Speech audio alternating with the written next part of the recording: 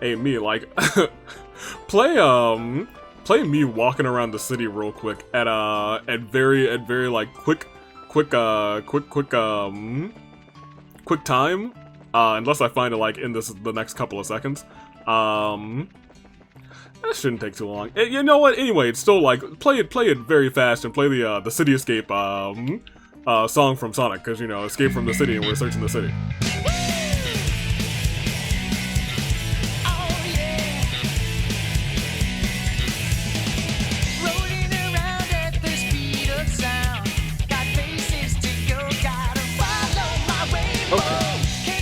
So I started the game, and I think the music is super duper different. Second chapter, yeah. It's usually, first of all, good day, good people, on their fine day in the year of the Resolve, Toon Link Dave, Bravo Dave, Anomaly, you know my cars. Few know me as the man who's about to turn on the lights behind him. And now you know me as the United States Avery, to welcome back to Trails in the Sky. Right now, clearly you hear nothing, because I have to click onto the screen to actually get the music to start playing. The audio to start playing, rather. And usually I just want to like get you in the mindset, right? That it usually just has the with the harmonica that's playing. And maybe it's been a second since I've started the game and actually listened to the main audio, but I feel like this only changed recently. So instead of that harmonica music, it's playing this, which is kind of wild to me. Admittedly sadder song. That being said, let's load up. Did I say I was gonna go into the sewers last time? Because I don't think I meant it. Truly, I don't think I meant it. We're gonna get to your comments, but I need to get out of the sewer. And I gotta remember how to get out. Right, out is right here. I mean, we might as well fight this thing. I think I maybe wanted Chloe to get a level or two. Well, she got a level. I'm sated. If that ain't perfect timing. Maybe I want to fish. Here, yeah. We'll do this. And we'll bring up the comments while we get ready to fish. We'll only fish for like 2 or 3 times just because, you know, fishing the sewer is clearly something good's gonna come up. Is there? I don't know if that's actually what you expect, now that I'm saying that out loud. That being said, last time Olivier was flirting with danger, this time, hopefully he's not. Let's check out our comments from last time. Jessica had the comment nuked a couple of times. I did see it happen in action one time. Luckily, it's still there. We're starting with Anthony Sub, who says, Sig is angry fair. TBH, Ollie was definitely overstepping things, as Ollie does. It is Ollie's kind of, is his thing to do. Yeah, there's a ton of Arcana. AV flailing because there's no revival items. Thank you for writing that, because I am going to go and either make some or craft one. I think I got some last time. Who knows? Wrestling. Jessica, and happy Saturday to you guys. It's Saturday every time. It's been a while since my comments got nuked. Olivier and Chloe are both playful, and I vibe with that friendship. Also, what you said there, I can't say anything except I'll refer back to this when you eventually play Cold Steel 4. I don't know what I said. The next two Gambler's Jacks, rather, are in Grand Soul since it's been a while. Strength debuffs are painful, as is this fight, yeah. Yeah, for future reference, the base revival art is 4 water, 2 earth, 1 mirage. There's also a full revival art in this game, but you have to look in the magic section of the Bracer's Notebook to find the elemental combination, because I super don't remember. That's written in the Bracer. Maybe I should read the Bracer's Notebook. Nah. Well, I guess it would be good for Chloe to Nah.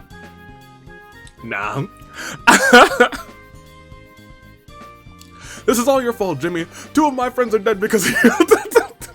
Gosh darn it, Jimmy. Why couldn't you stay away from your treasure, Jimmy? Maybe 2 can't play that game. Yeah, some enemies have crafts that you can't cancel, sad. I applaud the effort. Hey, I gave it a college try. I can't really recommend individual possession of it, given their nature, said Olivier. And legal owner of communication artifacts and about artifacts. He is honestly overdue a visit from those knights mentioned in the pirate's letter. Let me see. Surely this non-aggression pact isn't all binding for the, will last rather, over 2 years without issue. It'll be fine, I'm sure. I think that there are other people, Estelle and Joshua, other people with Estelle and Joshua when you found Alba at Amberl Tower, and maybe at Genis Festival, but most of the time it was just the two of them.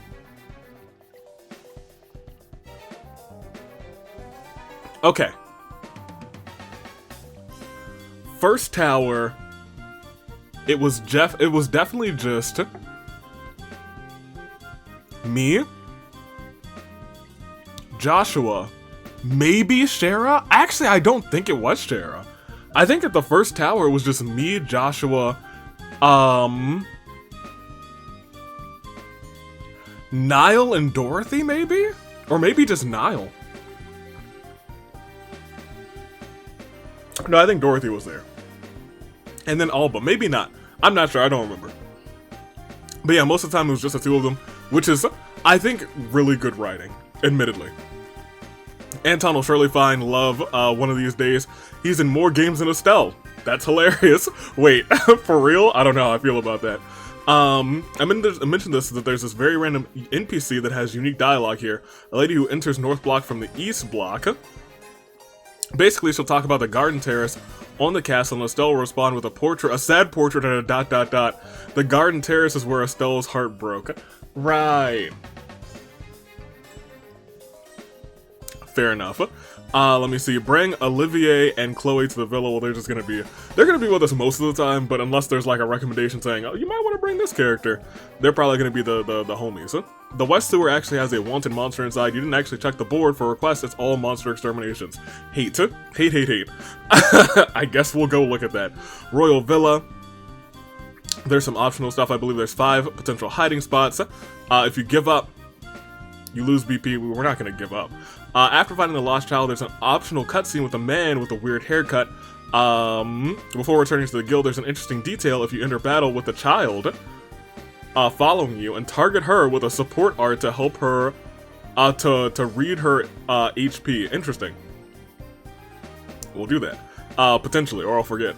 New quest on the board, third part of a quest that requires you to examine something in the Calvardian Embassy. Make sure you complete the first 2 parts before going there as a part of the required quest. Okay. Okay, after the guild, you have to visit 4 locations, some dialogue, After visiting one location, optional conversation with Tita and her friend at the museum. There's just a bunch of stuff. A bunch of stuff. One big thing is Airborne Embassy, rather, important in all caps, is the one thing that we're gonna like. I'm gonna keep this open because there's a lot of good stuff here. Immediately after talking to Ambassador Crane, talk to the man in the 2nd floor room on the left for Gambler Jack Volume 4. Must be done before leaving the building. Which sounds like it sucks, but it is what it is. And last but not least, actually, Hyperactive Feel. I love the penguins, and I read this ages ago. But Limestone Cave penguins give them a bad name. At least the music is good, and Olivier really is a gem. Thank you guys for the comments. I do enjoy penguins a lot, but boy do I hate those penguins. Give me the bamboo fishing rod. Was bamboo the one? No. Marine?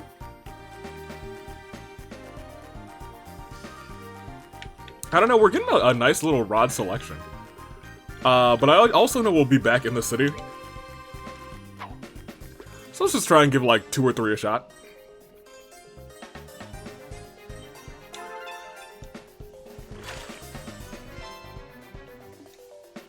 Okay, I think we've caught one of those before. I put a river bug in here. This is a sewer. They're used to bugs.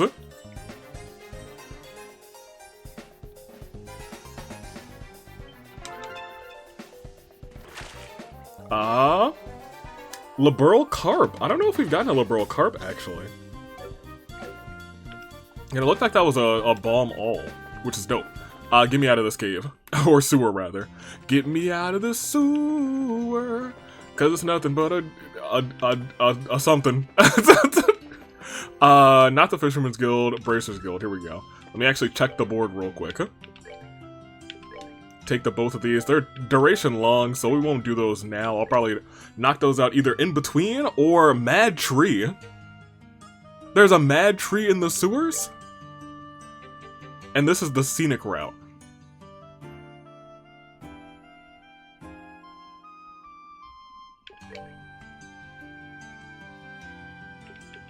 Yeah, we'll do the sewer route between episodes, but for right now, let's go and save. I'm recording and the audio looks good. That's every so often, or really every time. I should probably be doing that at the start, saying, "Good day, good people, yeet yeet." Great. I feel like I should, like, do that as a part of my intro. Not that the audio is messed up anytime in, like, recent memory. But I feel like it happens, like, once every couple of years. Not every couple of years. Like, once or twice a year, rather. Where the audio will do some more... What am I actually doing, is the real question. What is real? What is real? Oh, right, the Lost Child. That's what we're doing. And then those monsters... Oh, difficulty easy? Really? Okay. Fine. Did I get new stuff? Quite frankly, I don't remember. Let me peek. I'm pretty sure I did. We have all kinds of weapons. Please take a look. Shop. Yeah, I was like 80% sure that we did. We're probably geared up. We're probably good to go. Famous last words, am I right? Save up. I don't think we really needed to save there, but it is what it is. So, we have to hit up the Royal Villa. Y'all got monsters right outside of the castle? What y'all doing? Ridiculous. Oh, well, it sees my face. Okay, we're cooking. Oh my gosh, Olivia turned that thing to stone. Looking like a Medusa out here. Medusa oblongata. That's so incorrect, but I adore it. Absolutely adore. Man, if I told you I knew which way I was going, I would be lying to your faces. Let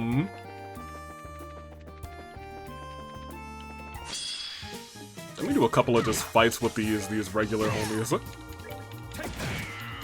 Nice shot. Good job. Nicely done. Just so we can make sure we have our CP up.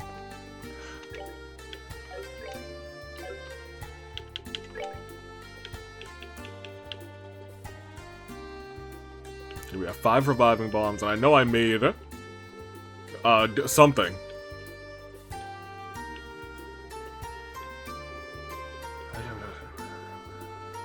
Maybe I didn't make anything to... No, this... I didn't make this, did I? Well, if I did, great. Flower milkshake does some things. Okay, regardless, we have some reviving items, so we'll live. We'll fight you. Oh, 3 of you? Disgusting.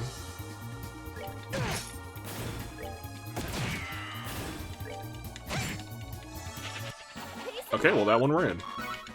It is what it is. Alright. Okay, well those two... Vile... Oh my gosh, they turned her to stone. Estelle! No! Oh!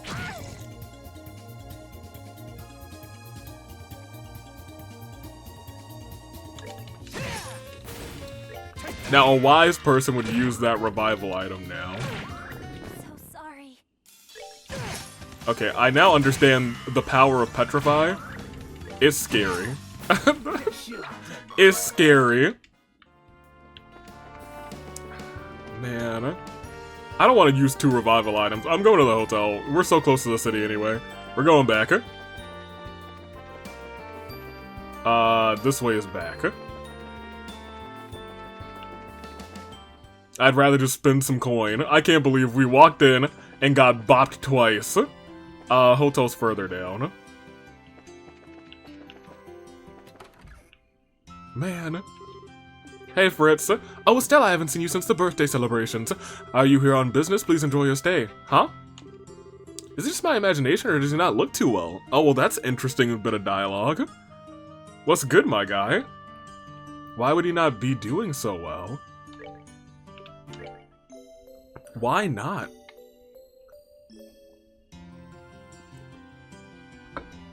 Can I double down talking to him? Perhaps it's because of the non-aggression pact. Signing is drawing near rather, but lately, I've received countless more inquiries about stays from foreign guests. Haha, busy times are on their way. Is what's his face like being he's like under house arrest here or something?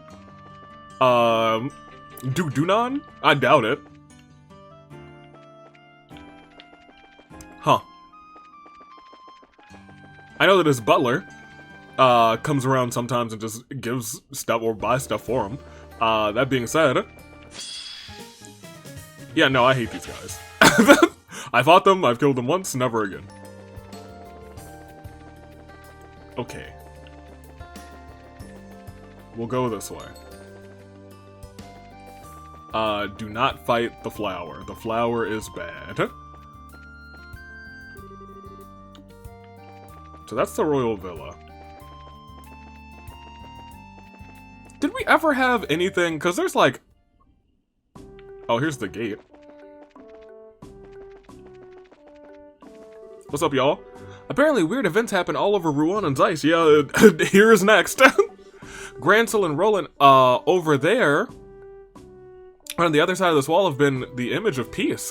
Well, that surely won't last long, I'm certain. It never does. Peace never lasts long in this game, does it? Oh man, here, we'll go here. I think it's the Herb Scenic route? But maybe the Herb Scenic route is on the way to the villa?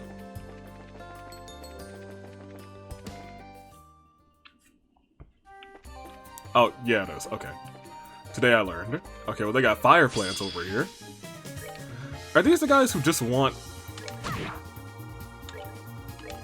like water attacks? Do you have a water attack? You sure don't. I feel like ground should be... Oh. Kill it. Admittedly, I do know how terrifying, It is petrify, right? Or is it just spook? You spook them real good. What is that? Bro, one of these fish came at me like that? Oh, no. Yeah, get two-shot. Get out of here with that. What on earth? He was like, oh, I'm gonna notch your ankles. My ankles have experienced far greater hardship than you could ever bestow upon them. I'm looking for... Oh, this looks like a good fishing spot. Apparently, it's not. Not a fishing spot, it is a fishing knot. How tragic. And there's nothing over here? Well, immediately this location is... Okay, never mind, there's a fishing spot. I was gonna say, no fishing spot? And there's nothing here? How suspicious. No, okay. I see. Ooh, okay. It's a shining, pomegranate. Maybe I'll get one. No, I did not get one. Getting one is not what happened. Oh! Bro, Estelle, I'm gonna need you to stop getting one-shot, my girl. For real. That thing just ate her. It feasted upon her soul. Alright, Estelle, I guess you can have a revival item. Goodness gracious, we need to... Estelle, get better, do better. Do better. Man, yeah, take one of these kisses, I guess. Estelle, I'm kind of mad at you for that. I waited 4 years for this game and all I got was a stupid chest message. Whoops. That's funny. Okay. I hate those already. Never again. Now that I know I can just, you know, eat I hate those things too. Alright. So this is just the forest full of creatures that the United States Aviator hates with all of his passion, all of his heart. Yeah, did anything come of these? A Burrow Mon- Like, I feel like maybe this is the game where something will become of those. These things must poison, right?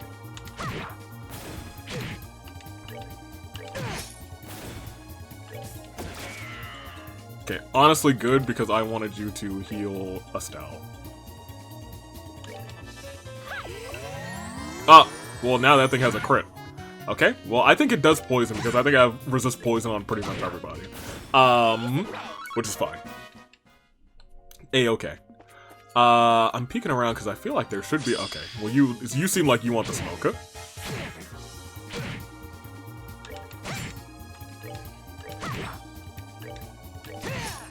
Good. Whether you can take down one of them, and the other one just ran. Fine. I guess we could cook just a little bit of healing. Oh, we can make some more of these, but what are our sit-down meals looking like? Huh? Yeah, that's a free grand. Give everybody a free grand real quick. Huh? Thank you very much. With, I think we also just caught a little bit of that fish. Oh, do we not get... Okay, for some reason I thought we didn't get the picture until we cooked it. What do you, so far, surprise, a rainbow surprise, perilous meatball, surprise cookie. So far, what's your favorite food in the game? I kind of like the idea of the macho meat stew. Oh yeah! Look at all that CP. That's good to note. Actually, because we have, we could make a couple of these if we ever get into a pinch, and we're like, we need to walk into this fight with a whole bunch more CP.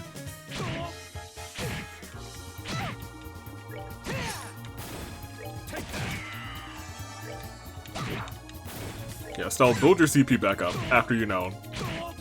Get him bopped. There you go. We could use it. I was gonna say Olivia could use a heal, but he just leveled up, so even better.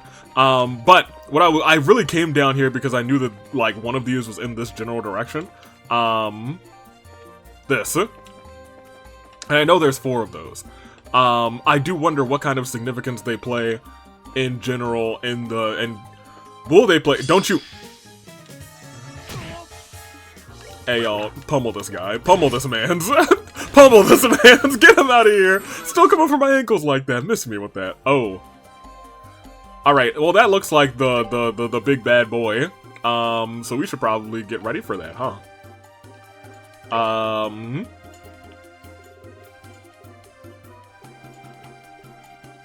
Nature's Bounty are the ones that I crafted. I don't really think... Well, I'm kind of okay with you having a little bit extra strength for this next fight. And Olivia is still pretty good.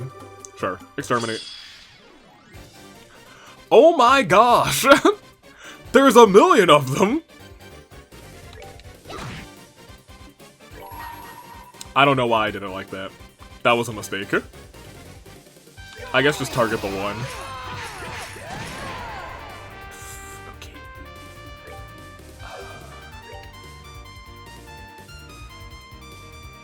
No notable weak points. Okay, great. So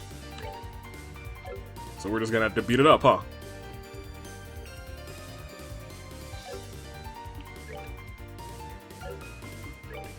Because I know you're gonna do any damage for real. Some.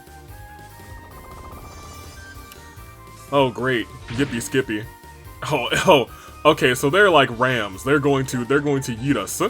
Big time.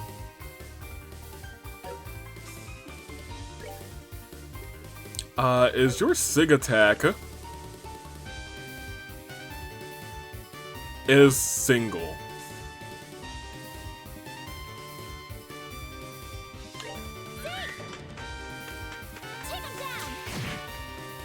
I'm okay with that, I guess. Yo, it bounced her against the thing. The bench. That's kind of nuts.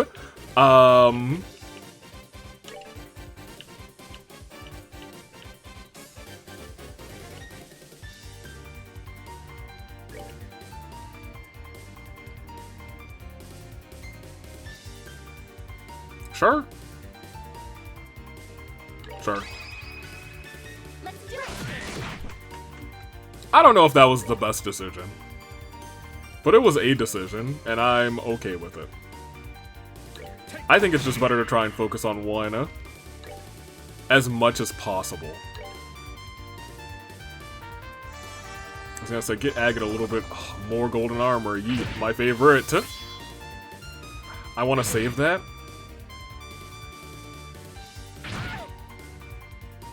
I don't know what you resisted, admittedly. Okay. You have something that penetrates, right? See what that does. Not a ton.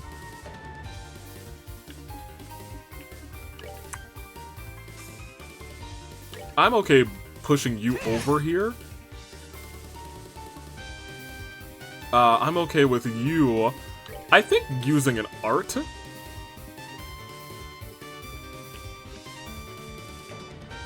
I'll just see how it goes, you know? To the guy in the back. See if we should really be using arts instead of crafts. Just for this battle. And that'll hit everybody. Alright, let's see what your art does.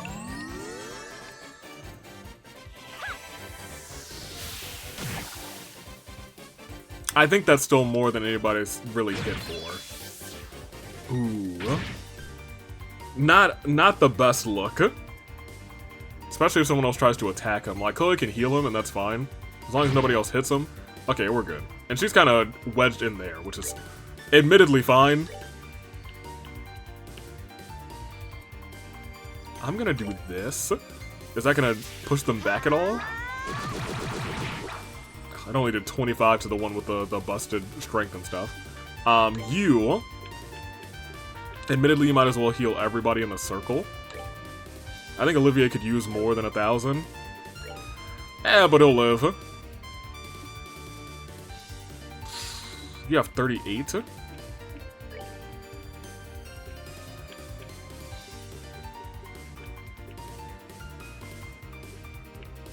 20% chance to petrify.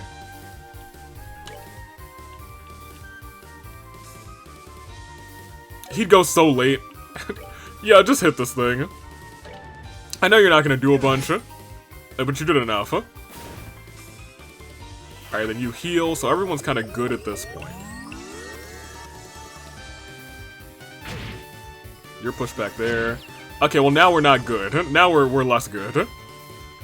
Because I really don't want to waste a turn doing a... I mean, a heal's great. We should 100% do heals. That would be awesome. You have no attack delay, do you? No, you could strengthen yourself up.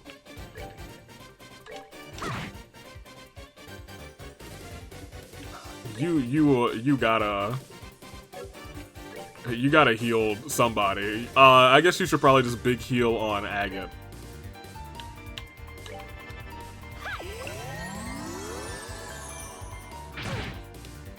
As long as, like, 3 of them don't attack her, and it doesn't look like he can get into position really to do that. He, admittedly, heals. Because Agate will be up next time.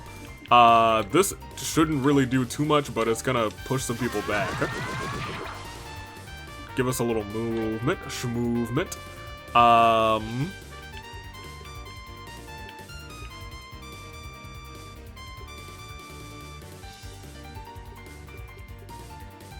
Yeah, get the big pressure.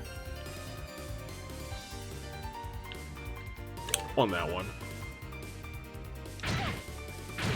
Ouchie, ouchie. Ooh. Well, she's not dead. Good crit. Ooh, now here's the thing. They both have crits on the ready. That's really not good.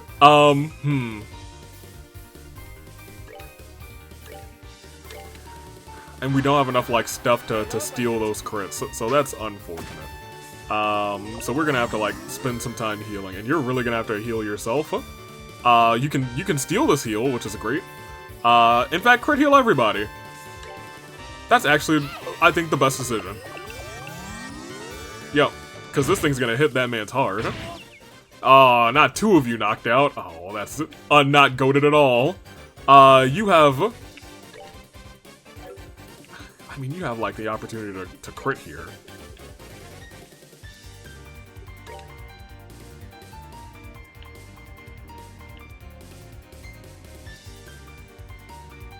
Only Estelle will be able to go. So yeah, let's just focus on getting somebody out.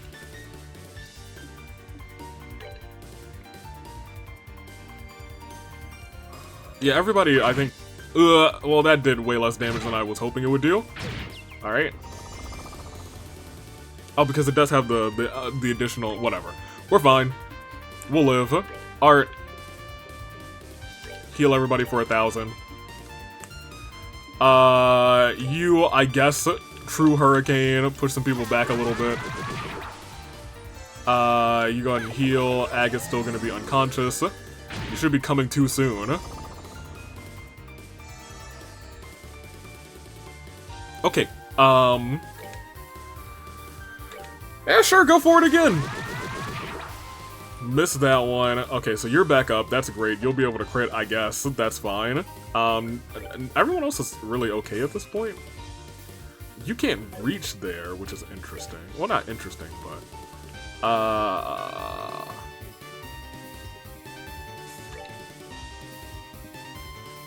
Aqua Bleed that one. Olivia, I think your crit might... It probably won't be enough to KO this guy because he has the additional strength up, defense up, but that should be enough. Yep. Okay. Alright, well now we're in, honestly, good position. Both of our healers are up, so it is what it is. That being said, even though both of our healers are up... oh, I didn't want to run!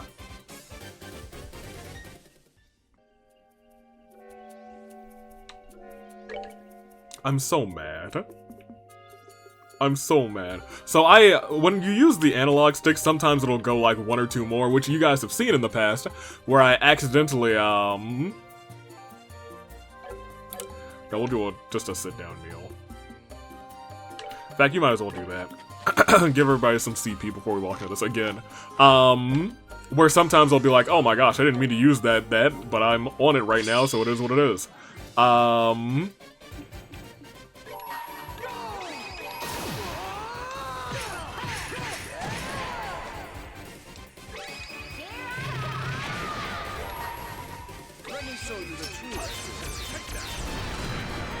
And we still didn't take one of them out. Oh my gosh! I'm gonna scream. But you know what? At least she's all up. We could have won that last fight. We could have won that last fight.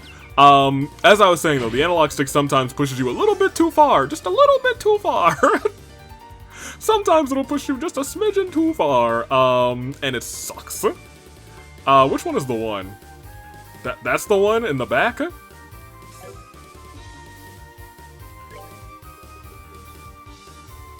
I mean, nobody's dying for real, and as long as she doesn't die, we're all good.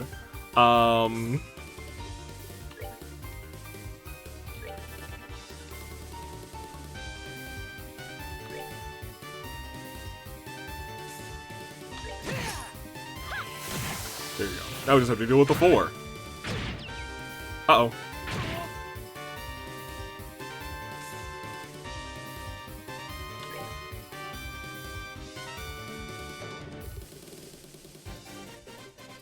I don't want to use her thing yet.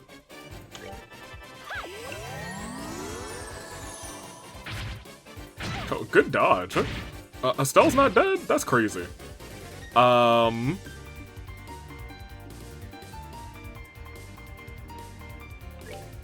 Admittedly, we should probably just be, at this point, I feel like magic attacking.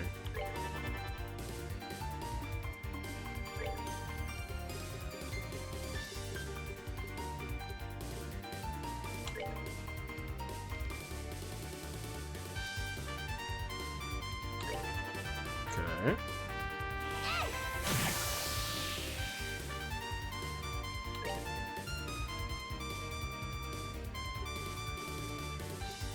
I'd like to set you up to use a magic attack, and then I'll use your... Yeah, this is the one we're targeting? Great. Good. Now I actually want to use this. Oh no! Agate won't be in that circle! Whoops. That's my bad. I thought he'd be in there. Well, he lived. I'm surprised. Legitimately and wholly sincerely surprised. Okay. Alright, well in that case, what is Forte? Oh, that's kind of cool. I think we just need to get some of the flack off of Agate. Oh, wait a minute. He's gonna die. That's my bad. Entirely my bad. 100% my bad. That was all on me. I knew that he was gonna die, but I didn't realize that I'm sorry, Chloe wasn't gonna go beforehand. Oh well. Yeah, it's a big oh well. Estelle probably needs the heal. It's just she's like off track, for a lack of better terms. There you go.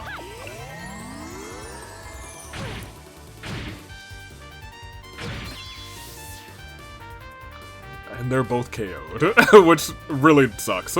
But it is what it is. Can I get all three of us? No, I'll take the two of us for 1,000. She's back up, which is great. This guy just has 700. I don't think she's gonna be able to hit for 701. But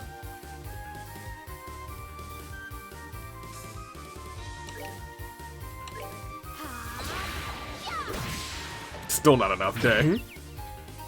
Yo, Olivia, I need you to not be down anymore. That would be for the— oh my gosh, you're both down? Ridiculous. I'm unheard of. Unheard of. Yeah, drop this 3,000. This one's going way worse than the other one. If only I didn't accidentally back out of the other one, because she's gonna need to heal herself in a moment. Look at us wasting these crits too. Love that. My favorite. You gotta kill yourself too. She's still fine. This 1,000 is gonna have to be fine. Because we both need the heal. You need it more, I guess. Is he gonna die? He's dead. No, he's dead! Okay, Chloe, I need you to build up your ult attack. And there's a way we can do this. And I don't really want to, but there's a way that we can do this. What does this do? That's funny. That's 20 CP. We're gonna need a lot of CP. Is there anything that gives me more than 20? No. No. No, no, no. No, no, no, no, no. At this point, I think we're just gonna have to make do.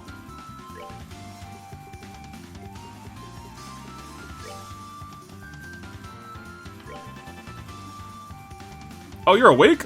Oh man, I wasted an attack. I guess I didn't really waste an attack yet. Don't move. I was gonna say, you'll take that one out, we just have to deal with the three of them. Ah! Okay. So, I think we go after this one. I think, honestly, you heal yourself. For 3 grand. Because you're almost out of, you know, magic. But you are also almost to, ooh, they definitely crit on you, that's unfortunate. You're still okay. Good, you crit heal yourself.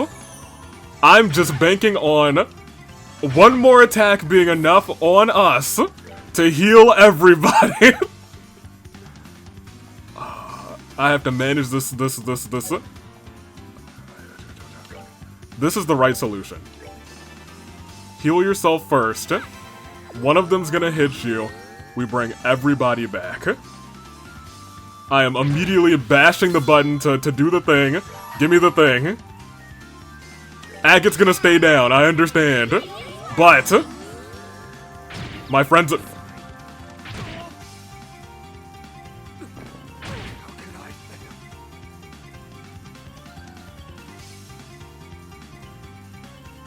This went so much better the first time. It went so much better the first time. And now we have nothing.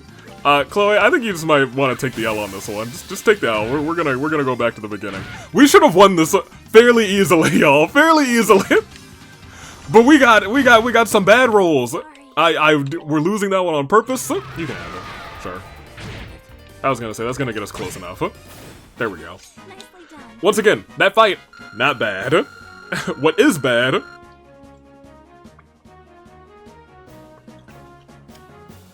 is going through, cycling too far and missing attack and clicking run when you've already had the battle essentially won.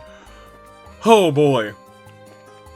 I might do a little bit of cutting on that because that was 100% my bad. We'll save that because I think the Royal Villa is literally right in here, I think. No, y'all are actually being very peaceful over there, so you can live.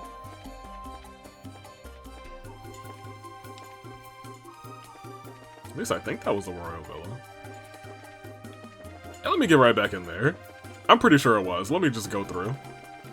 No more shenanigans. Get me in there.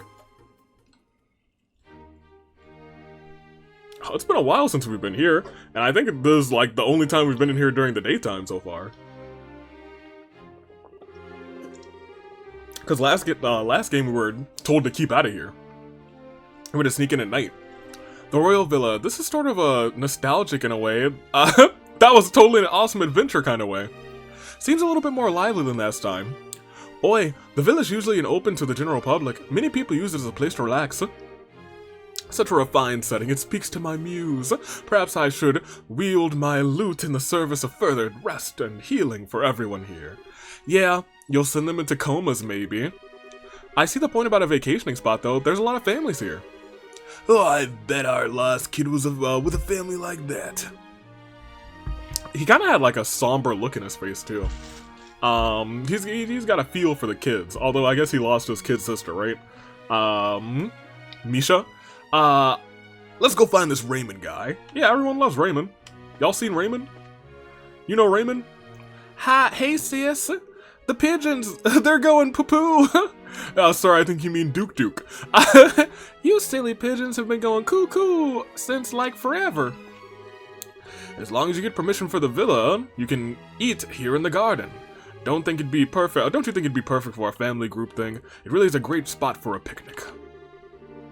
Oh, our family comes out to the Royal Villa quite often. After all, if the Queen was good enough to open it to us citizens, I couldn't bear not to be able to use it. Jeez Louise. I mean, yeah, it is pretty dope out here. Is this another fishing spot here? I bet I could fish here. No, we're not gonna do that. My bad, Estelle. Traveler? Wait a minute. LA Knight, did you dye your hair? Huh, it's simple, but this garden has a very nice atmosphere. The shrubs and the lawn are very well tended to. It's quite lovely. I'd imagine more of a showy place, but this isn't bad. Yeah, sometimes there's just, beauty and simplicity, and I think this place does capture that pretty well. Yes, quite. That must be our guy. Chamberlain Raymond. Oh dear, the braces will be here any minute.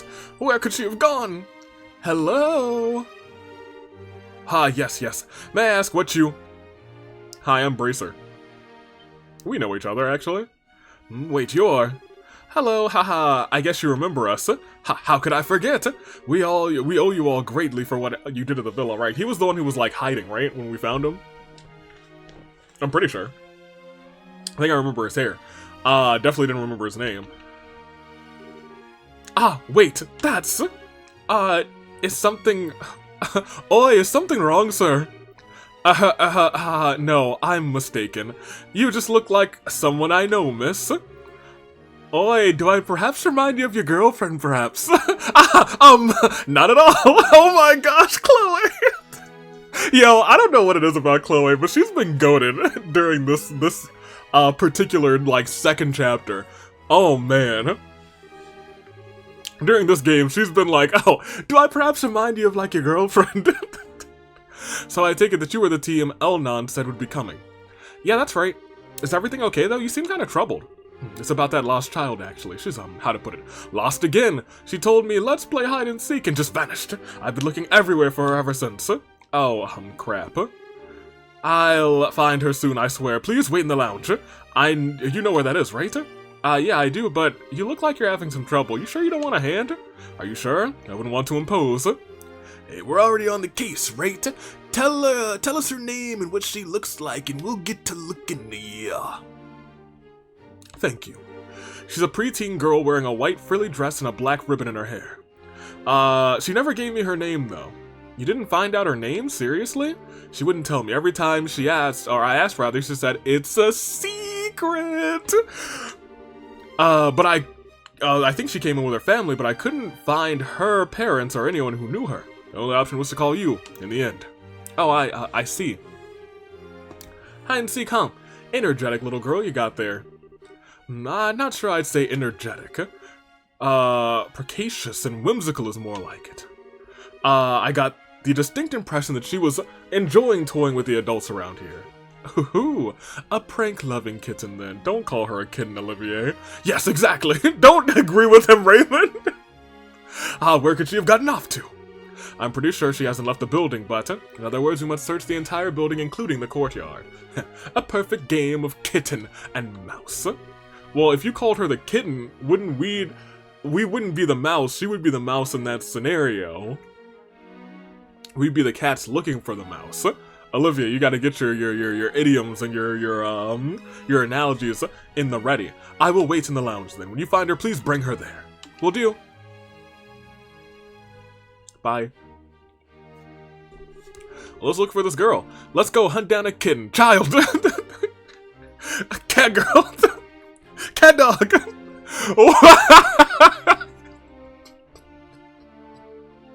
Man. Cat dog brings me great joy. So, white dress, black hair, ribbon. Oh, I can't imagine she'll be hard to find in an outfit like that. I'm eager to see what kind of girl she is. Let's get searching. And so the search for the lost child begins. We gotta find her. Is she in these cushions? No. Behind these pillars? No. No. In this corner? No. I hope she's not like hiding off camera. Jessica gave me some tips for this, but I do not remember any of them, and I won't refer to them until I'm in the immediate struggle. Alright, so not there. Ooh, there's a door here. Oh, that's a window. Okay, nothing. Okay. I do wonder if she's gonna be visible at all, or if I'm gonna have to, like, walk up to an object. Like so. There's no one under the bench. She's not behind the bench or the planter. Hey, maybe she's in the planter. Oh, come on, she's not a damn cat. Are you sure she's not a kitten? Yeah, I guess not. Another one? No one on the bench. No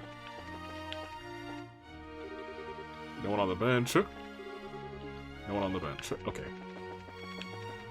She in the fountain. Hey, y'all seen a girl around here? Hey, does this fountain run on orbital energy too? Dad said lots of things run on orbital energy in the world. A girl wearing a white dress? Now that you mention it, I think she was someone like that was playing around here. Do you know where she went? I'm sorry, I don't quite remember. Darn it. Interesting. Oh, hold on. Oh, is there another bench over here? And another one? And another one. And another one. And another one bites the bench. But I think I just gotta check every bench too, just in case.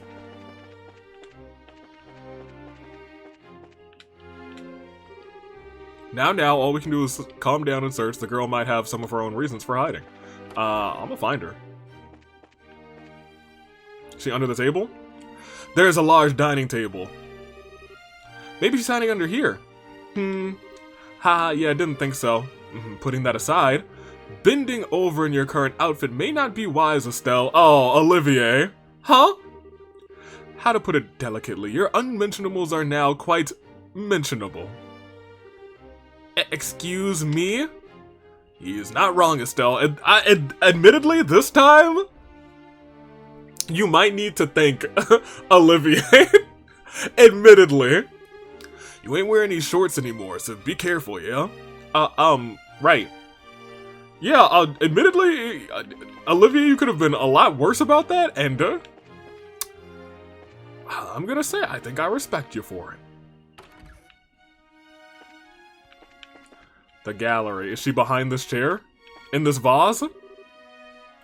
A big scarlet pot sits here. Hey, it's that pot that had a spare key when we freed the manor. This is actually sort of a kid-sized pot, so maybe she's in here. Are you kidding me? For one thing, how the hell would she squeeze through the opening? Haha, good point. But like, what if? Okay, no, okay, not if. Beautiful plate. Eastern style pot. You're not either of the kids. Y'all seen a kid around here? This pot, presented by the Republic Ambassador is quite lovely. Yep, the Republic sure has some nice pottery. I can spot their quality from an acre away. Fine art is lined up here, so nothing in here. Great, huh? Under the bed? Under this bed? In the chimney? Under the table? Behind the thing? There's nothing. There's no hiding spot here? I guess she was, kind not to hide in the guest room, I suppose. But what about under this bed? Or in this chimney? Or there? No? Okay. That's fine.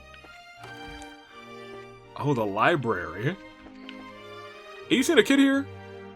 Is there a book you're looking for? A girl? No, I haven't seen her. Okay, so you're saying she's not in here? What if I open one of these books, and all of a sudden a bookcase opens, and inside of that bookcase is a string, and attached to that string is a picture, an embarrassing picture of SpongeBob at the Christmas party. So she's not here. She's not there. She's not anywhere. Is this the lounge? No, but I remember being in here. This is where they threatened to shoot that guy. Or shoot that little girl, actually. Is she under the podium? There's a lovely podium here. Estelle peeked underneath it, but there's no one hiding there. Oh, I was so sure! Oh, yeah, I bet she's a little bit less predictable than that. Oh, yeah? Well, maybe this is her. This is the crest room where the non-aggression pact signing ceremony will be held. Huh, is that so? Yes, of course, on the day itself, there won't be just ambassadors from the Empire and Republic, there'll also be a representative from our kingdom here in Liberl. I didn't really get a chance to look at this place when I was here during the coup d'etat. It is kind of nostalgic. You saved me when I was being held here. It's touching to know that the room from that time is being used for a signing ceremony. Ha, yeah. Still, though, now I can't relax and have a good look at it. Now that I can relax and have a good look at it, rather, it's a really dignified room. Yeah, we never really got a good look at this room. We just saw a bunch of people and Chloe in a big old fancy princess dress. Absolutely. Nina? That's why I always work hard, extra hard when I clean it. I'm not great at cleaning, so I understand how, but I understand how you feel. Good luck with it. Yes, thank you. Yes, indeed. Alright, well, there's nothing in here. Where is this girl? Who's that girl? What's her name? Is she cool? Is she lame? We've been in here. Oh, right, I can turn the camera ever so slightly here. That's the lounge. Let's go in here. Okay, well, there's a person here. I'm Walter, a senator at the Republic's Parliament. I've come a little bit early in order to inspect rather the site and prepare for the signing ceremony. What a remarkable villa this is! Indeed, it is more sufficient for hosting than the company, blah blah blah. The Liberal Kingdom is quite small on the map, yet it feels anything but now that I'm but now that I'm actually here, rather. The people are kind no matter where I go, and the view is breathtaking. Yeah, I guess the people in Liberal are pretty kind, to be honest. This is the one room we haven't really checked, so she's got to be in. Oh no. No shot. No way. No, no, no. He's late. Too late, I say. Curse you, Philip. How much time does it take to purchase a magazine and some donuts? Blast. How long does he intend to keep me? Hey. Oh. You. Hey, what's up with this dude? Duke Dunan, oh joy of joys. Oi, hello uncle, how have you been? You have no shame, Claudia, and you brigand. Because of you, all because of you, I've been forced into this life of shame, house arrest of all things. Okay, I don't think it's really fair to say it's our fault. You're the one who brought into Colonel Richard's plans, you know? You should be grateful you live in a kingdom as forgiving and merciful as Liberl, where this Arabonia, your nobility, would only serve you to speed you to the gallows. Oh my gosh, I kind of want to go to Arabonia. Good. I confess that imprisoning me that imprisoning Her Majesty was out of line, perhaps. Richard may have suggested it, but I should have gainsaid him. Oh no, there's no shot. So you actually admit you were wrong about the whole ordeal? That's pretty humble coming from you. Do not misunderstand me. I love and respect Her Majesty, both as a ruler and as an aunt. She is utterly above reproach. But you, Claudia, but to consider naming a little girl like you as a successor is simply madness, unacceptable insanity. Oi. Now just a second. Chloe's smart, she's studious, kind, merciful, and she's been goated this entire second chapter. And she fought by my side in an intense lovers' quarrel match. She's got all kinds of virtues that attract people to her. Where do you get off calling her a little girl, huh? Oi, Estelle, that's enough. I've always admitted that I'm not ready to take the throne, but I suppose it's only natural my uncle finds that unpleasant. But Chloe, you always did have some sense at the very least, but you, Claudia, have always seemed allergic to attending public ceremonies. I am far better amongst the citizenry, while you remain a veritable ghost. You have not rather once publicly demonstrated that you are ready to stand above others. Why, from what I understand, you hide your true identity while living as a student. As if that weren't enough, you even waste your time at some backwater orphanage. Oh, you're gonna set her off now. She should be presiding over the common rabble at ceremonies, not wallowing in the mud with them. That is the purpose of nobility, to stand above all other men in lordship. It is as you say, uncle. I'll admit I don't really know about the purpose of nobility, so you might have a point. Well, of course I do, but I can say this. Chloe's trying her very hardest to figure out what she wants to be and is helping us out in the middle of her own problems. She sure as hell is doing a lot more than some duke who sits around doing nothing because he's under house arrest. What? You dare? Estelle? Oh, Uncle Dunan. I am trying as hard as I can to find my own path as I help Estelle. I think by the end of it all, we will know if I have the right to become the next queen or not. So please, hold your judgment until then. What? Oh, this is absurd. I will deal with this no further. Begone. Trust me, I don't want to stick around. Though, come to think of it, I need to. I gotta ask one thing. Has a girl in a white dress come here? What are you talking? No little girls have come by. Begone. Yeah, sure. Enjoy your donuts or whatever. Oh, pardon us. Yo, we've been everywhere in this place. I'm finding the urge to strangle that guy. He's acting like he is the most innocent person in the whole wide world, insulting Chloe at the same time. No, his criticism was fairly reasonable, I think. His concept of nobility is perhaps outdated, but he is correct about the qualities one must possess to lead. But wait, I'm not sure I agree with fame being a prerequisite for rightful inheritance.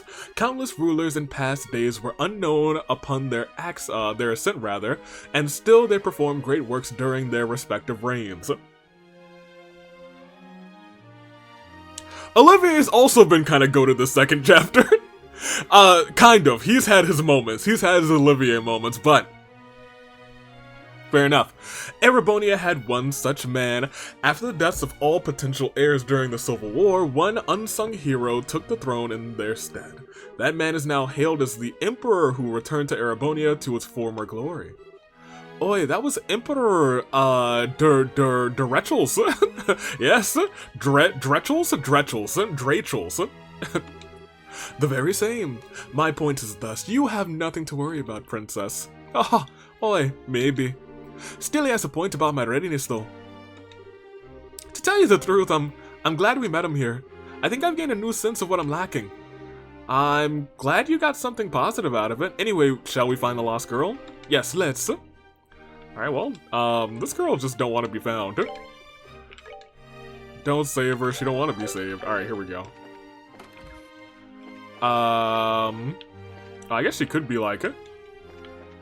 The thing is, I can't turn the camera here. Part of me doubts that she'd be in the starting room, you know, you dig? Including the courtyard? Is this the courtyard? Could she be out here? Yo, I swear if she's out here, I'm gonna scream. Is she in the hedges? Is she over the hedge? Are you hiding this little girl? Have I seen a girl in a white dress? Well, yes and no. After all, despite how marvelous I looked, I've lived over 70 years. I'm gonna fight this man. I'm sure I've seen at least one girl in a white dress, but I couldn't say when or where. Actually, no, he's kind of good, and I like him. He's pretty good. Yeah, he's great. There's another, like, secret hiding place in here.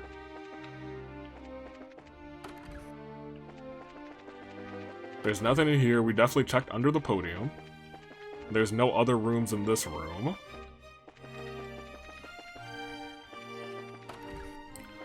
We're definitely gonna do a cut in here. That's an Imperial pot, sis. It's written on the label. All you have to do is read.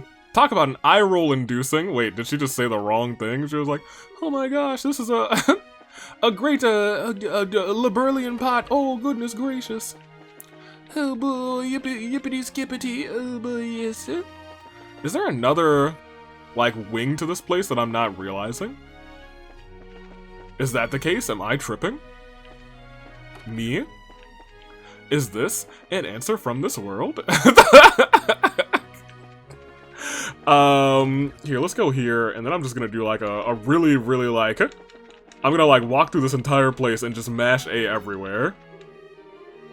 Huh, seems like she's not hanging around here, huh? Really, that girl is making a fool of us grown-ups. I wonder if Raymond hasn't found her already. Alright, he kinda sent us to go looking around. Like, I kinda wonder if we can get up to this. No, we can't. The upper level up there. Okay, I think that's all there is to the villa. Hey, y'all seen a girl? Huh, a girl? I'm sorry, but I have no idea. A girl in a white dress? Well, there's been a lot of people here today, so I'm sorry, I don't remember every single visitor. Alright, well, I'm telling you, this girl, she's disappeared. Yeah, I know, you're not gonna be of any help. Nobody's of any help. None of them. They're all terrible, dreadful. Every single one, useless. Useless!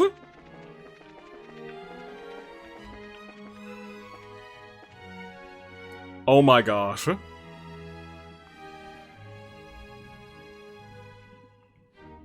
There's about one single... Ugh. Hey, yo, open up. FBI. Estelle checked under the counter, just in case. Hey. Something the matter? Haha. You could say that. Meow? Oh, I lost. It was a cat girl. What the? Hey, aren't you that kid we met at Air Latin? I thought it might be. It was her! Yeah! I figured it might be her. Rin? Hee hee. Hello, miss. See, she's got. I knew she had to be important somehow. I'm happy you remember me. Goodness, I wasn't expecting her to be an acquaintance of yours. We met once. So your name is Rain. Rin. That's right. I'm sorry for keeping a secret, mister. Ha, don't worry. But Ren, why did you run off and play hide and seek like that? I was worried. Wait, what about her parents? We know her parents exist. Because I heard Miss Estelle was coming. I wanted to play hide and seek with her, so I worked really hard to find a nice hiding spot. Ha, well, okay. It's kind of incredible you knew it was us coming, though. You said you were braces, right? I heard some braces would be coming. Yeah, we are, but we're not the only braces in the world, you know. It could have been someone else. But I believed. I knew you'd be the ones who'd come. And see? You did. I guess I can't argue against that logic. We did. More to the point. Where are your mom and dad, kiddo? Why are you playing around here on your own? Uh-oh. Hey, why are you looking at me? That's enough out of you, mister. You have no idea how to speak to a young lady. Oh, for... Well, I, Lady Rin, am feeling generous today, so I'll forgive you. Anyway, where did Mama and Papa go? I'm not so sure either. Wait, you don't know? They're dead. Not at all. I came here to play with Mama and Papa. But after lunch, Papa gave me a real serious look and said, Rin, Papa has something important to do, so he and Mama have to say goodbye for now. They're either going to die. I knew that he must have been involved in something shady. Could he be a member of Ouroboros? Maybe. But don't worry, once it's done, we'll come and get you. Be a good girl until Papa comes back, alright? Yikes. They just... What? I'm already 11, so I said, I'll be good, Papa. After that, Papa and Mama left. You gotta be kidding. kidding me? Seriously? Well, I wasn't expecting something like that. What should we do? This seems to be quite a bit beyond finding her parents at this point. Yeah, tell me about it. Agate, what do you think we should do? Well, that's fine, it's just part of the job, we can't leave her here. Don't worry, Raymond, we'll take care of this girl for now. Hey, Rin. You wanna go back to the Capital Bracers Guild with us? I bet we'll be able to find your papa and mama easy peasy. Really? But Papa and Mama said they have something really important to do and to wait here. It's okay, we'll definitely find them. Trust in Miss Estelle, okay? Okay. Screw my parents, I'll go with you, Estelle. They're probably up to no good anyway. Goodbye. Okay, stick close by, Rain. I won't let you get hurt. Whew, thank you again. Take good care of her. Yeah, leave it to us. Like Estelle said, back to the guild house. I'm furious. These kids. Who is this kid's parents? Also, let me pull up, Jessica's thing. Let me see. 5 potential hiding spots to check for. Yep. After finding the lost child, there's an optional cutscene with a man with a weird haircut. An optional conversation with Simone, the maid. So, is this the man with the weird haircut? Sure is. What? Do you truly delight in torturing me, you bandit? What in the name of? Why is this child staring at me in such a manner? Hey, Miss Estelle, why does this old man have such a funny hairstyle? Odd man? Funny hairstyle? Oh, calm down, she's just a kid. By the way, Ren, it's not just his hair that's funny, his clothes and manners are funny too. Hey, yo, don't like this man's on. Actually, no, go ahead, roast him. Oh, okay. Oh, okay. She really was just like, oh, got it. Thanks, Miss Estelle. What kind of lesson is that? Get out of my room and take the brat with you. Hey, yo. Roast that man. Whoop that trick. Alright, what's good? Oh, that girl is... Yeah, there you are. Hee, it was fun playing hide and seek with you, Miss Maid. I'm gonna go back to the guild. I'm gonna wait for my mama and papa to pick me up there. Oh, is that so? If you ever want to play hide and seek again, come by again. Oh, Simone. I'll ask Raymond to spend as much time with you as you want. Really? Thank you, miss. Does that maid know something? I'm gonna wait for them at the guild house. Oh, that sounds like a death flag to me. Hey, kid. That's so funny. Hey, Mom made us a sandwich, you know. Why are you giving so much of it to that pigeons like that? When I saw the pigeon's eyes, I just... Wait, are you gonna give them some too, sis? Well, I mean, they want the sandwich. Seems like my hips are feeling better. I'm a bit late, but time to make my way down the road home. Oh, ended up quite the long walk today. Was he just... I guess it's open to the public. I was gonna say, was he just vibing at the villa, but I guess people can and do that. Cool. I wonder if you have to make like a reservation to be here at the villa. I think this way is gonna be more peaceful. I can imagine just a cut and a pause saying, this way was not more peaceful. Ooh, a chest. Thank you. You don't find anything this time, but maybe if you keep on opening and closing it, over and over again, don't actually do this. You can't stop me. You can't stop the music. I almost accidentally, imagine I exited. I would have screamed. We will save though.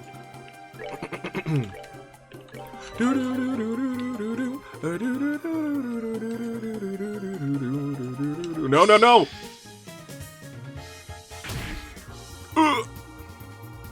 Olivier gets a crit.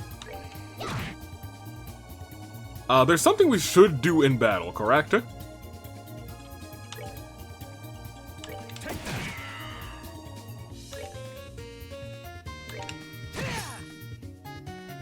Let's find out. Let's see. Enter battle with the child following you and target her with a support art to read her HP. Okay. Oh my gosh! 10202. Like, okay, so here's the thing, like, clearly, immediately, like, oh my gosh, that's just a lot of health, but 10202 sounds like,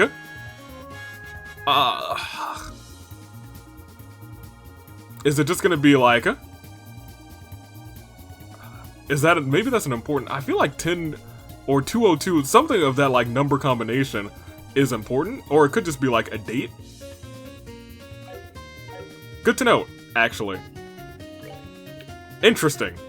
Really interesting. Here, heal him. I was gonna say he's in the direct line of sight, so I assume he'll get attacked first.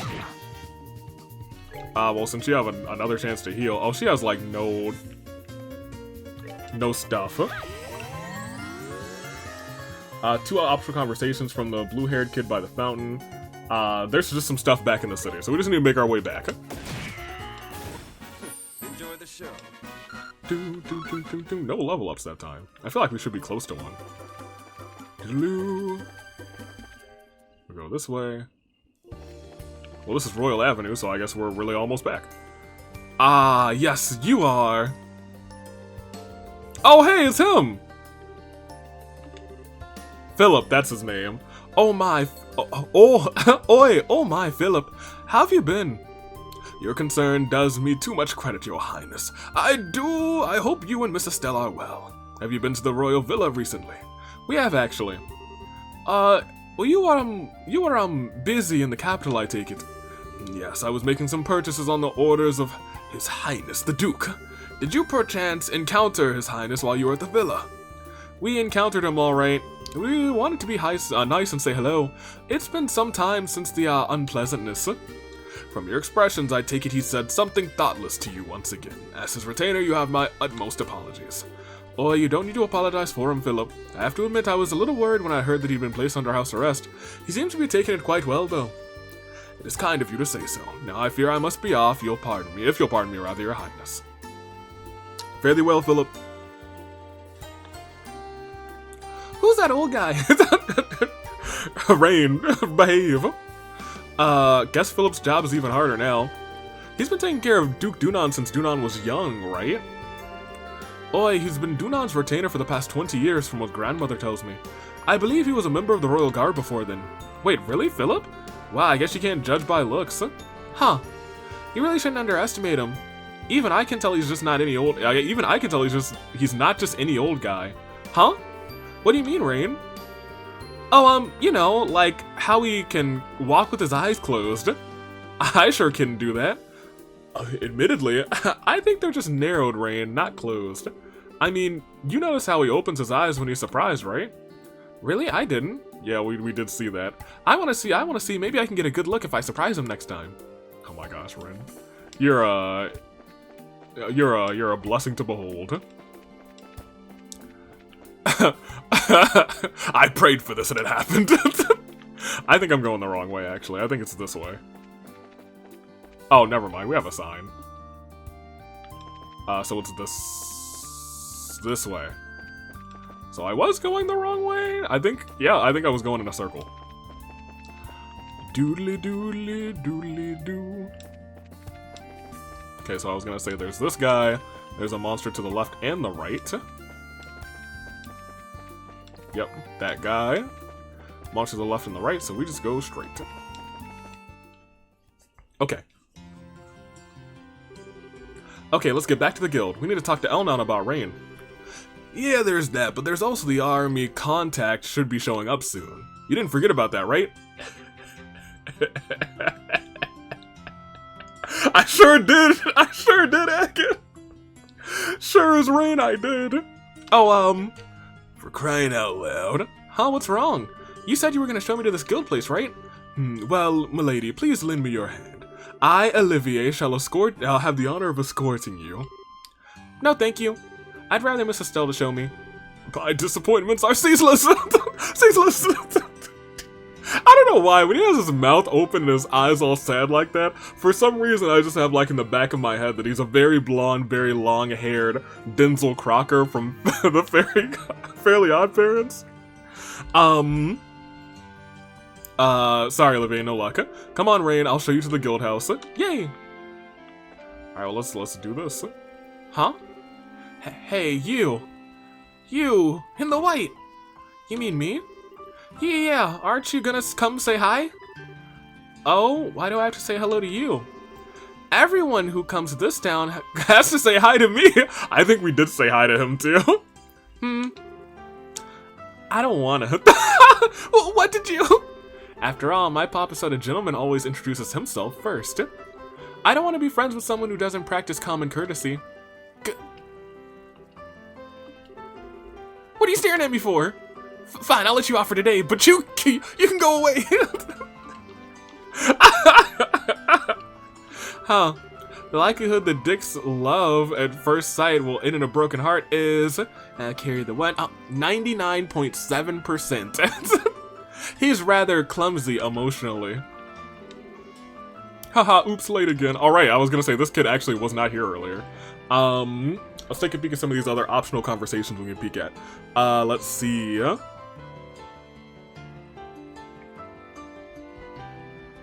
The Orbital store, Mr. Fisher, and the lady at the weapon shop. Okay. I guess we'll take her on a little tour. Take her on a trip. Hey, welcome. Is this an ornament store? It's got more things in the store near my house. Oh, are you outside from outside the country, little lady? In that case, why not buy a liberal ornament as a souvenir? Maybe. I don't have any mirror right now. When Mama and Papa come get me, I'll come again. Sure thing, kiddo. I'll be waiting. What do we have here? Yeah, let me double check. No. I didn't really want to do that, but I sure did it. On Agate, who doesn't really use these, but okay. Whoops. Whoops, there it is. Oh, man, we need more blues. Olivier, I feel like we can upgrade at least one of these. Yeah, go ahead and upgrade this one. I guess. Estella, all of yours are upgraded, right? Yeah, I did that immediately. Olivier, you can have one. I guess you can just have that one, that's fine. And Chloe, most of yours are good except for one. And that's gonna take a minute. Yeah. That's fine. Okay. Let's see. The weapon store? Hey, we're taking this child to a gun store. Welcome to Wise Arms and Guards. My, what an adorable little girl. Who, me? Yeah, that's right. I wish I had a darling daughter like you. How about it, want to become my child? I already have a mama and papa I love very much. Sorry, lady. Until their death flag is waved imminently, I'm sorry, I can't go with you. Odd was a joke. I wish I could at least give you some candy. Sadly, all we have here are weapons. Hey, don't worry. It was a nice thought. Okay. Would you like a gun? No. No, please don't give the child. Do not give the baby a gun. You're not Mr. Fisher, right? Oh, you are. Welcome. We, the Fisherman's Guild, are determined to dedicate in our quest to catch guardians that exist in Liberl. What are guardians? Well, basically, big fish. It's the reason that there's so many fans of fishing in Liberl. Rain, did you ever fish with your papa? Oh, Estelle. Fishing's for kids and guys, right? I guess. I've been fishing. But I do it. It's pretty fun. Really? Oh, well, maybe I'll try it then. Fishing's for kids and guys. What did you say, Rain? I'll try it sometimes. Don't hurt me. I think that's actually all the optional bonus conversations we could have with the homie. There's a new quest on the board. The third part of the quest requires you to examine something in the Calvardian Embassy, so make sure to complete the first two parts before going there as a part of a required quest. Okay.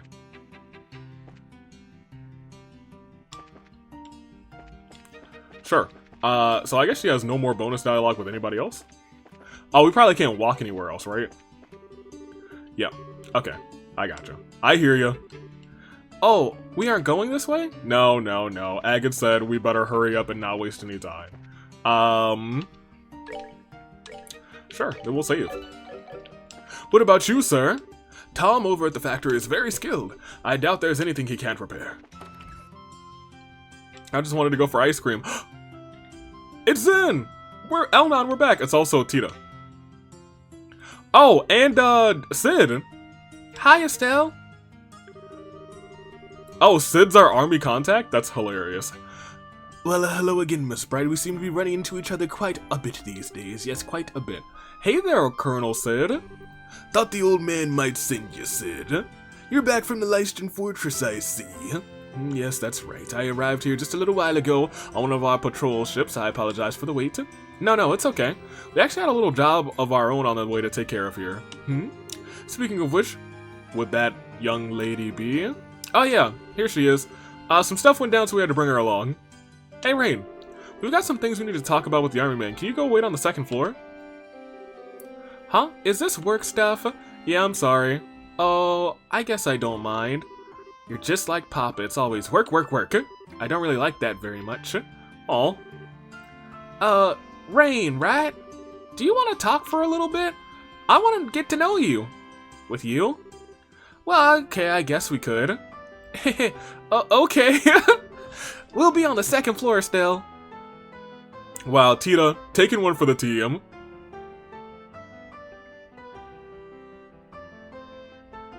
Now I won't get to know anything. Saved by Tita. Well, your report on the situation can wait for now. Let's hear out Colonel Sid first. Sure.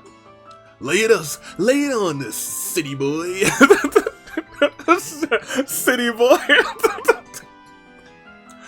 Thank you, I'm in a hurry myself. So, this is an official request from the Royal Army. There's a series of incidents we'd like you to investigate. It's always incidents this and incidents that. Why can't we just have a nice little walk on the beach? Incidents? Why does the way you say that give me a little bit of a shiver? You're aware of the non-aggression pact, yes? I'm afraid that there's been threatening letters of being delivered to all parties involved in the signing. Oh, well. Someone's threatening the treaty? Boy, that's not good at all. What do the letters say exactly? Please have a look. To all parties involved in the non-aggression pact, immediately back down from this act of deceit and false compromise. Should you not, a great disaster will be visited upon you. What in the? Yeah, that's a threat, all right. Is that the whole thing? They couldn't have been more specific about the stabbing and the murderizing and great disasters? Yes, that's the entire thing. As you may have noticed, there is no name or any indication of a sender. Normally I dismiss it as a prank, however, something about the situation makes you believe it's more than just a bad joke, yes? Yes, it's the volume of the letters sent, you see. First, they arrived at the Leiston Fortress. Copies were then sent to the airship company, the Grand Soul Cathedral, the Hotel Rombum, and the Liberal News Service. Then copies were arrived at both Erebonia and Calvardian embassies, the Herb Royal Villa, and even Grand Soul Castle itself. 9 letters in total. Who'd send that many letters? Yeah, that'd be a lot of work for a prank in poor taste. I can see why the army would start to get concerned. Yeah, I don't get it though. The airship company, the Liberal News, the freaking hotel, and the church, they don't seem to have anything to do with the signing. They are not totally unrelated, to be honest. The airship company shall be sending out charter vessels to ferry the Imperial and Republican officials here. They will, of course, be staying at the Ronbaum. Furthermore, the church oh, that's why he looked so concerned. That's why he looked so worried. He must have gotten one of the letters. Oh.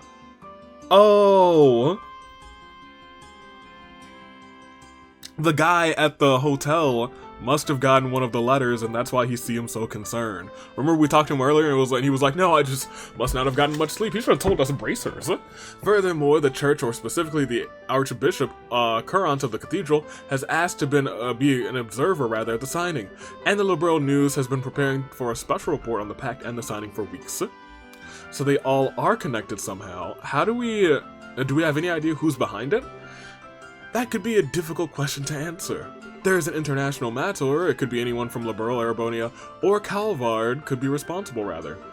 Yes, the Warhawks and the Empire, or the Republic, for starters. It could even be someone from another country entirely who isn't happy to see all 3 countries working together. Oi, of course, there's plenty of suspects in Liberal as well. We can't forget the obvious answer, the Society. So what exactly do you want us to celebrate here, Sid? Right, the mission. I would like for you to investigate all the locations that have received the letters and see if anyone has any further leads. Minus Leiston and Herb, that is, we'll handle those locations. The other 7 locations are yours. So the airship company, the Grand Soul Cathedral, the Hotel Rowenbaum, the Liberal News, the Erebonian Embassy, the Calvardian Embassy, the Grand Soul Castle. This will involve quite a bit of walking. More to the point, uniformed soldiers asking around would attract a great deal of unwanted attention. Now that you lack an intelligence division, it would make sense to ask the guild to help investigate such matters. As embarrassing as the situation is, you're exactly right. Without a functioning intelligence division, we are very limited in what we can do. However, the new general plan from the top brass is to have Guild help us with as many tasks as possible. This is simply one case of that. Oh, really? Thanks a heap, Dad. Yeah, that's what I expect from the old man. Oh yeah, the bracers can do it. I was one of them, I should know. I must admit, it was my request to ask you, however. I've been placed in charge of the defense of the capital region until the signing ceremony. I would like as much information as I can possibly obtain in order to prepare a proper defense. Can I ask you to take this job? Well, I do want to help. But we're really kind of hip deep in another case at this point. That right. That girl. Right. Let us hear your report on that situation now. Yeah, she's here. I see. Yes, an abandoned child is a problem you cannot ignore. Why would anyone do such a thing? It's kind of freaking me out too, unless they're a part of all of this. I actually met her parents once. They seemed really thoughtful, loving couple. They adored Rain from what I saw. I have to think something really, really serious to make them leave her. Possibly. They may have gotten entangled in something and wanted to keep their child out of it. I do see an opportunity to kill 2 birds with 1 stone, however. Huh? Rain and her parents are foreigners, remember? You'll need to inquire the hotel and the embassies regardless. Hey, I think I know where you're going with this. And it just so happens that they got threatened. We want to check out the airship company too, come to think. I'll put out general alert to all posts to watch out for her parents as well. Should they pass through any of the gate checkpoints, we should know. Thank you, Colonel.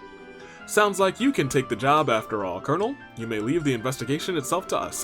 I presume you'll want the final report in paper and in person, however. Yes, we'd prefer to avoid telephones to avoid any risk of interception. You'll find me at the Herb Royal Villa, beginning today actually. I'm sorry for the extra trouble, but could I ask you to bring the final papers there in person? Sure. I'm sure nothing will go wrong there. We'll let you know what's up once we're done. I wish you luck then.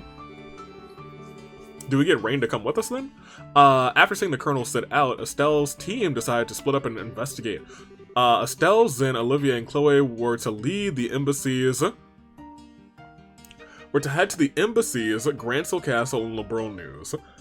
So we have like specific parties, huh? Well, Agate would investigate the Cathedral, Hotel, and Airship Company on his own. And Tita would stay here. Sorry, Tita, Rain. Sorry to leave you 2 behind. Oh, it's okay. We're going shopping. What? Sorry, Estelle. I'm taking half of your more. Rain really wanted to visit the department store. Why? That's not how I remember things, Tita. As I recall, you were the one who said she wanted to look at all the stuffed animals. Rain. Well, I know you're bored, Rain, but since I'm not sure when we'll find something out about your parents, rather, I'd like for you to wait here. Oh, come on, that's not fair. The double doe stairs? It'll be cool. Tita's with her, so they should be fine if they're out just shopping and stuff. Yeah, I guess so. Tita, Rain, we'll be back this evening, so you 2 need to be back by then, too, okay? And the capital's a really big place, so don't get lost. We will, and we won't. Rain, let's go! After you. See ya, everyone. See ya, suckers. I'm gonna murder her. Wait, no! She could be a villain for all we know. She could be a member of Ouroboros. Huh. Oi. They sure became fast friends. Yeah, it's really easy to become friends at that age. Man, youth, I feel all old now. Although Tita and Rain together, why does that combination send a chill of doom down my spine? It did send a little chill of doom down my spine too. Oh, I think they'll be fine. Tita is kind of easy to push around though. I get the feeling that Rain might try and drag her into all sorts of stuff. Boy, that might be a good point too. Oh, yeah, Elnon. Did you get the names of the kids' parents? It took a little insistent asking, but she eventually gave them away. Her father is a trader from Crossbow. Harold and Sophia Hayworth are their names. Trader from Crossbow, Harold and Sophia Hayworth. Okay, got it written down. I got it too. Alright, let's get this investigation started. So remember, Estelle's group will go visit the embassies at Grancel Castle, the embassies, Grancel Castle, and Liberal-News. Then Olivier will be counting on you and your aid at the embassies. Fear not, my brilliant smile can open any door. We'll make sure you see the ambassadors. Your Highness, your help will be invaluable at Grancel Castle. Please introduce Estelle to whoever can best help our investigation. Oi, of course. And for the Liberal-News, I believe that you yourself have an in for that, Estelle. Yeah, I can bug Niall about it. He kind of owes me at this point. Yeah, fair enough. And that leaves the Cathedral, the Airship Company, and the Rowan Bomb. Agate, good luck with those. Yeah, no problem. Shouldn't take too long. So let's go. Cool. Okay, well, I guess we can't... Well, I mean, we can go back in. Time to get that questioning, then. Where should we start? I don't think it matters too much. If you want to go to the Calvardian Embassy, you've got a free pass with me around. I can introduce you to Elsa. Elsa? Oh, wait, no, we know Elsa. We've met her before. I actually retract that, Elsa. Yeah. Of course, I can get us into the Erebonian Embassy. They should be glad to escort us if I introduce myself at the gate. Oi. And of course, I doubt it'll be rather hard for me to get us into Grancel Castle. It might be wise to go straight there and speak with Grandmother. I kinda doubt the Liberal-News will give us any trouble either, so let's just pick a direction and go. Okay, so. We'll save here. There are some things that we should do. Because we've been going for almost episode length, but I'd like to get at least this portion done, because I know that there's a portion of that that I should cut. Some of that searching, and then some of that second battle. This one's clear. Oh, we should probably report that now that I think about it. A bit ago, one of our exhibits was removed by someone. It's not a particularly valuable item, so it's likely a prank, but I would like to ask just to be sure. Please come to the East Block. So we need to do this now, actually. So first and foremost, give me this. Report that. Yeah, I beat up a monster. So we gotta go talk to the museum director. Let me just double check real quick. So...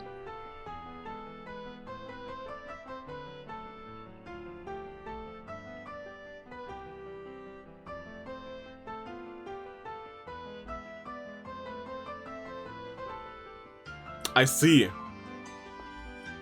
Oh, very interesting. I now understand. So,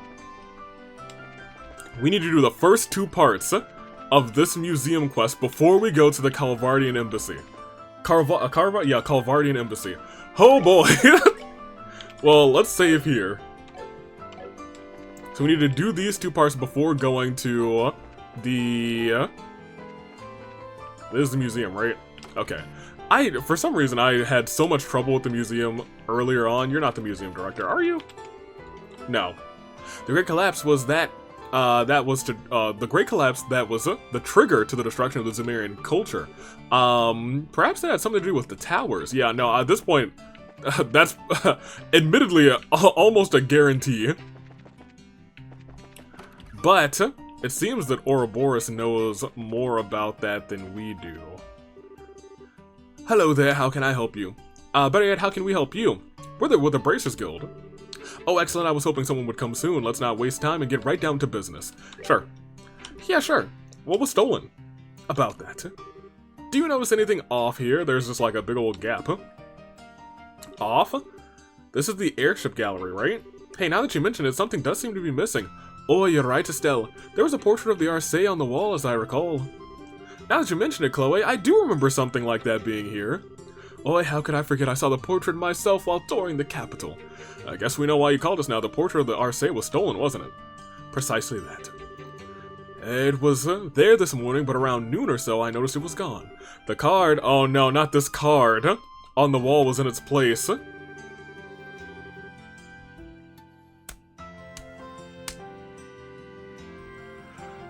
I knew. I should have known. Something was stolen! O beauteous princess and her loyal companions, the image of the proud white falcon has fallen into my hands. Should you seek it, then answer my challenge. The first key is in the residence of the aged general. Search the onlooker of time. Him again. I'm getting real sick and tired. I'm getting real sick of this. Gosh darn it. Our rivalry burns brighter still. Yeah, it sounds like Phantom Thief BLEUBLANC, alright? You guys told me about him, but I thought you were exaggerating. You already know who the criminal is, huh? Now that's what I call reassuring. I have every confidence rather you'll crack this case. We won't let you down. We'll be back before you know it. So this one seems like not easy to fail, but like it's failable. No, don't overwrite that. 190, thank you. Okay, so onlooker of time, we know that there's a big old clock like over here, right? Or am I thinking of a different location? I think I might be. I thought there was a big clock. Oh, you know what? I think it's in the back of this area. And by the back, I mean the furthest, east? Like over here? Yeah, you. That. Are you gonna be like on the back again? No? No? Huh?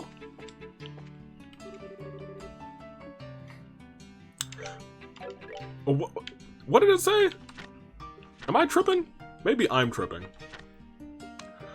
Let me see.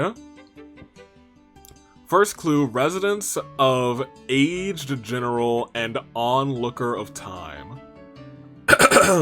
Residence of aged general and onlooker of time. Well, this is the onlooker of time. Where's the aged general?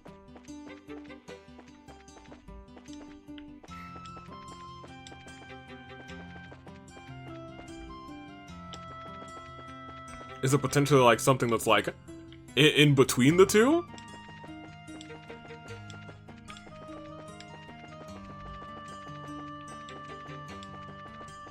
Or like the cross section, like a residence of like X and Y? Where's our aged general is my real question. Is it like further this way? I do not want to waste a bunch of time. But I am almost firmly against I don't think so, like, admittedly there's no aged general here. Do I need to leave this block? If it's the whole city, we might be in trouble, because we could go there. I don't think it wants us to go inside. So, via what Jessica said, are there any clocks here? Or like statues of generals? No, I don't think so. That's a... Oh, man, that's a falcon.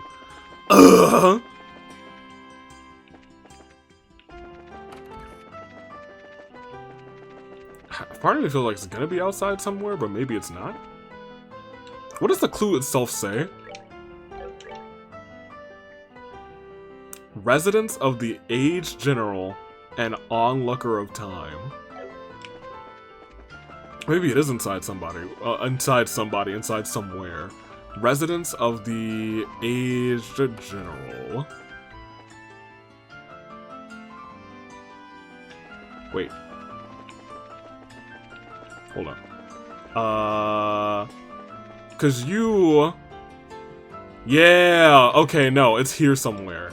Is there a clock here? There's a clock on the wall.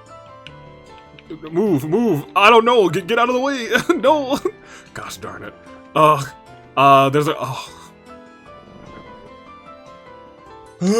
Okay, that's honestly kind of my bad, because I just thought we wouldn't be leaving East Block. But the second I, like, left and then read a residence of aged general, I was like, hold on, wait. This is General Morgan's house. That man's as old. I met a girl in a white dress a little while ago at the cathedral. I wish I could have played with her. Well, I mean, like, we have another... Oh, wait, huh? I guess probably the same one. So the aged general is probably General Morgan. In that case, this is probably the onlooker of time. Oh, I'd say it's likely. We'll need to check inside. He snuck into General Morgan's house. Estelle asked permission from the owners of the house to investigate the clock. Upon inspection, they found a card stuck to the back. The second key is in the city. Seek the symbol perched on the ground. Oh my gosh. Okay, BLEUBLANC, your clues are getting more and more ridiculous. I'm gonna be completely real. I'm gonna be so real. As we thought. To think something like this was in this house. Well, this guy isn't the type of, to harm people who aren't involved in weird plans, so don't worry.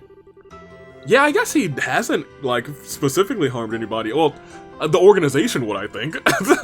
We know that, Zin's former friend would. Best to close up tight at night in case there's any more mischief, though. Yes, of course. Yes, we'll be careful. Alright, shall we continue? The strange symbol on the ground. Did it say strange symbol or just symbol? I'm gonna read these clues very specifically now. In the city, and the symbol perched on the ground. So just a symbol perched on the ground. In the city. I'm gonna believe it's not in East Block. I'm guessing it's either gonna be in the North Block or the Castle region. Am I getting them confused? Maybe. Yeah, because this is the opening. I figured there might be a strange or a symbol perched on the ground there, but there is not.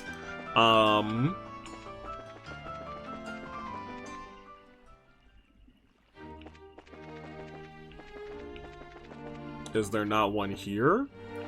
No. Okay, that's surprising to me. I figured there would be one there. Huh. Well, looks like we might be doing some running again. And they see me running, running, and running, running, and running, running, and running, running. I was gonna say, I know I've seen a symbol on the ground around here somewhere.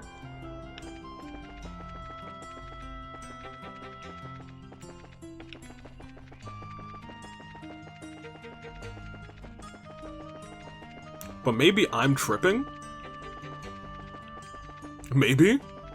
Is this also in West Block? Maybe there's just like a West Block mystery. No symbols there. No symbols. Oh, is it by the church? By the cathedral? No. Dang, really? Huh. Maybe I don't know the city as well as I thought I did.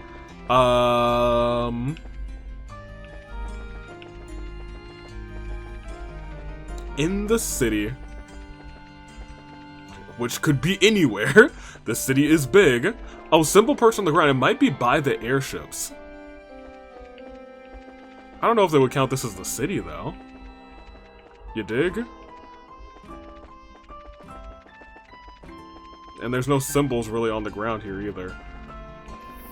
Fascinating. Fascinatingly tragic, to say the least. Nothing, nothing, nothing, nothing. I know there's nothing down there. Symbol perched on the ground. Is there one by the... No, not even one here. Oh, is it by the thing up here? No? Hey, me, like... play me walking around the city real quick at very, like, quick time. Unless I find it, like, in the next couple of seconds. That shouldn't take too long. You know what? Anyway, it's still, like, play it very fast and play the City Escape, song from Sonic. Because, you know, escape from the city and we're searching the city.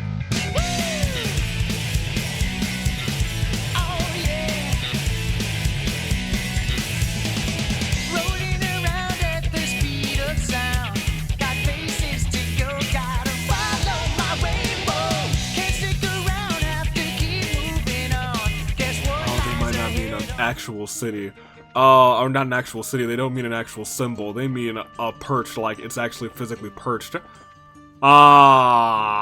Perched. Yeah, BLEUBLANC's about to catch a stray. It's a stray meant from him.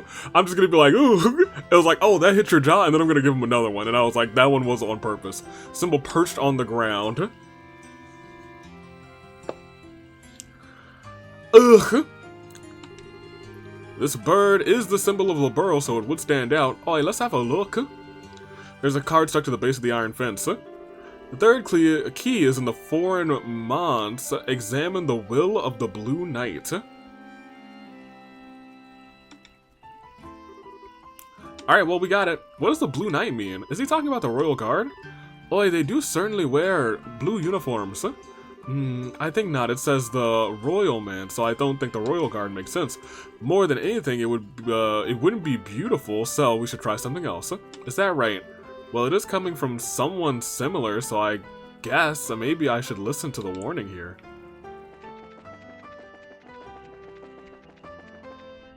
Okay, so this one is Calvardian Embassy. We're gonna save here in case we somehow screw it up. Also, I think there's something Jessica wrote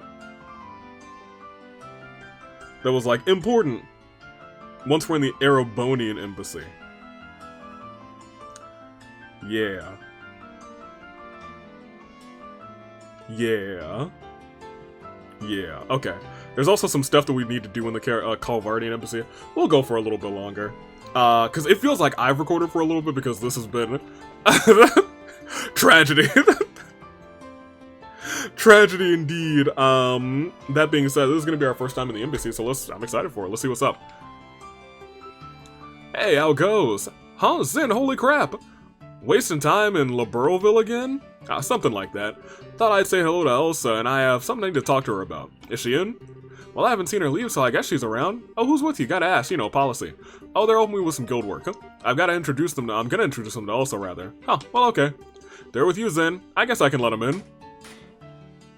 Policy. One of them the princess, that makes sense. One of them is Cassius Bright's daughter, so I guess that makes sense. The Erebonian, though. Oh, do keep in mind that the embassy hall is Calvard soil. Oh, I think that's neat. Calvard and Liberl are friends, but still, keep your nose clean, eh? You hear that, Olivier? Again, my heart is assaulted with arrows. How little trust you have in me. Okay, here we go. Ooh, fancy. Well, now I see some symbols on the ground. Lamau. Alright. Ooh, magnificent. Oh, wow. This is the Calvardian Embassy? I didn't expect it to be quite so fancy. Oh, yes, it's a bit exotic as well. I really like it. Oh, well, quite a few people from even farther east have settled in Calvard, you know? Calvard, rather. They've made an impact on our culture. Anyway, Elsa's in the furthest room on the second floor. Alrighty. Well, we will not be doing that. What was our clue? Let me see. Foreign man, so the foreign mansion, and will of the Blue Knight. Ah, Zen. Hey, I'm back. I might end up borrowing a room, so I'll be in your care if that happens. Hehe, of course. I'll have everything squeaky clean for you. You really hit it off with Sandy, I see. I'll have everything squeaky clean for you. Alright, cool. The blue what? The will of the Blue Knight. Oh, I don't want to go up there yet. The shelf holds Dull Knight series. Oh my gosh! So here's what I was told.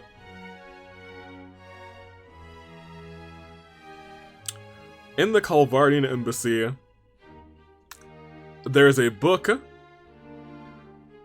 Hold on.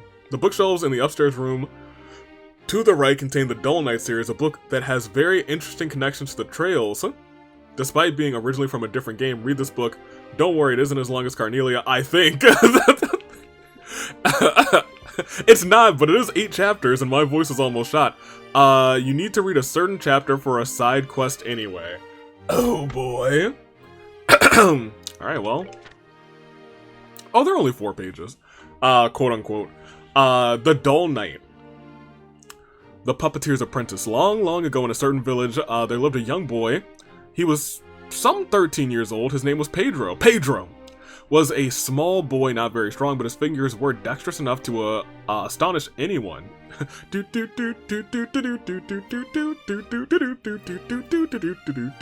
Incredible. I'm gonna put on my glasses for this. Cause we're gonna be reading tonight. We're making it out of the library with this one, boys. Alright, here we go.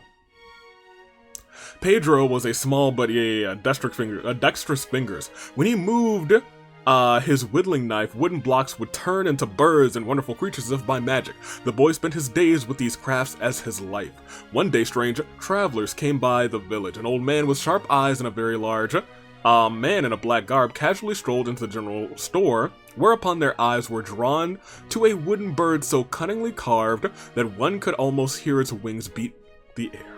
It was Pedro's latest creation. After inquiring with the owner of the general store, the old man and his escort came upon the little house where Pedro lived, and the first words they had for him were, "Prepare your things, we're leaving for the city." Pedro's eyes widened at the shock of the order. "What is this?" he cried. "Who are you people?" And any eyes fell upon a large man in black. Pedro's words caught in his throat. The old man chuckled. "So you did notice, I thought you would." From the old man's fingers stretched transparent threads. He gestured, and the black-garbed man bowed gracefully. This immense man was a clockwork puppet. "He is the Black Priest," the old man said. "He is my finest work." His wrinkled face creased further as he smiled slyly. He was the famous master Capri Oratoria, a puppeteer known throughout Luna.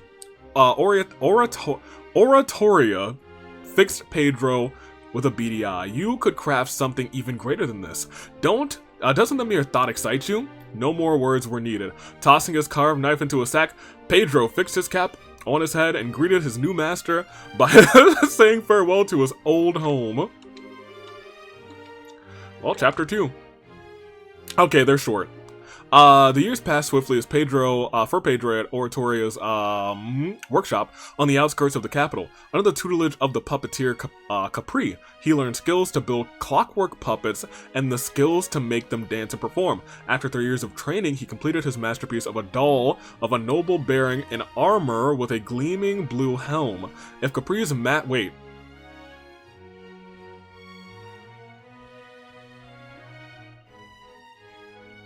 one of these things, oh no, the Blue Knight.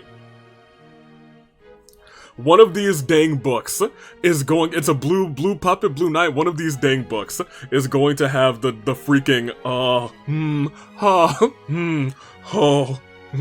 I hate BLEUBLANC. I hate him with all of my heart, all of my passion. If Capri's masterwork, the Black Priest, was a martial arts type focused on maneuverability, then Pedro's blue puppet was a well-balanced swordsman.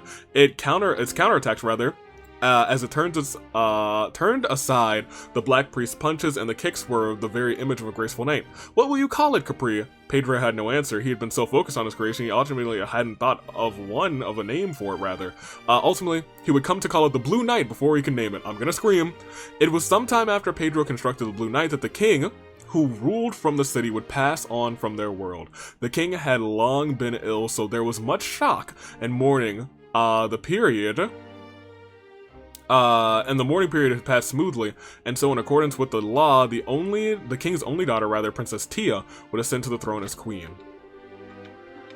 Okay, so chapter 3. On the road home, Pedro visited the city accompanied by the Blue Knight.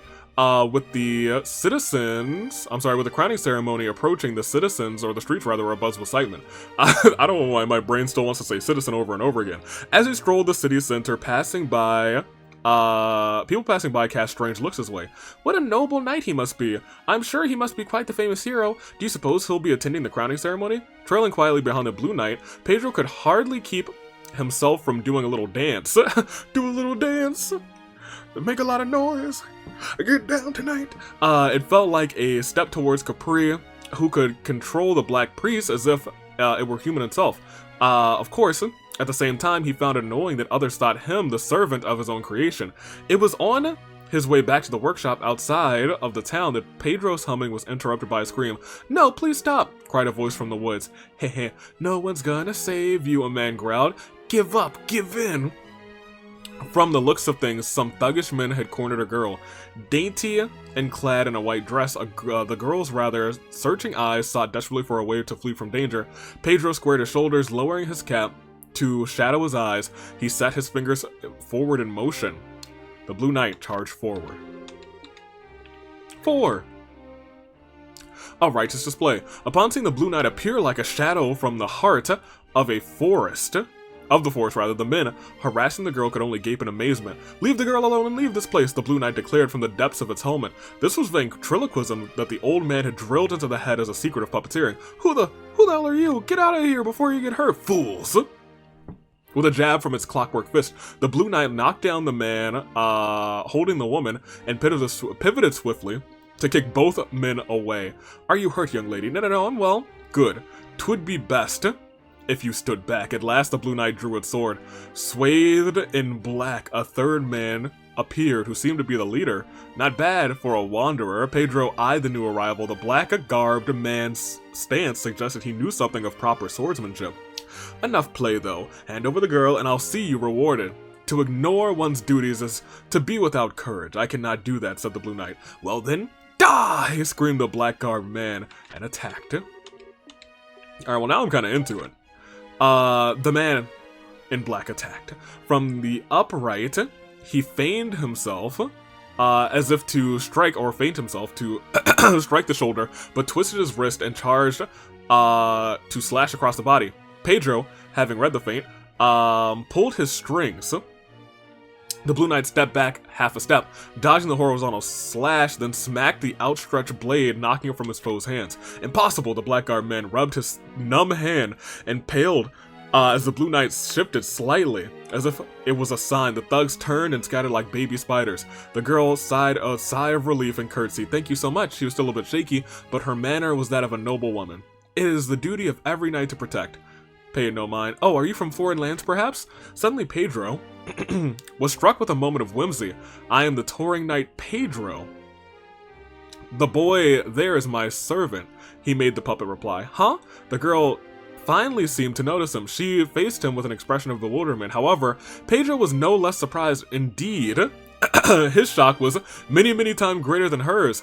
Cool turquoise blue eyes, that familiar, arching lovely frame. It was the same girl he had seen at the ceremonies and from the balcony of the palace. "Your Highness," he blurted out. The girl, wrapped in pure white, was the very girl who had just lost her father and was to be crowned in the capital. It was Princess Tia. Oh my gosh. I do see some parallels.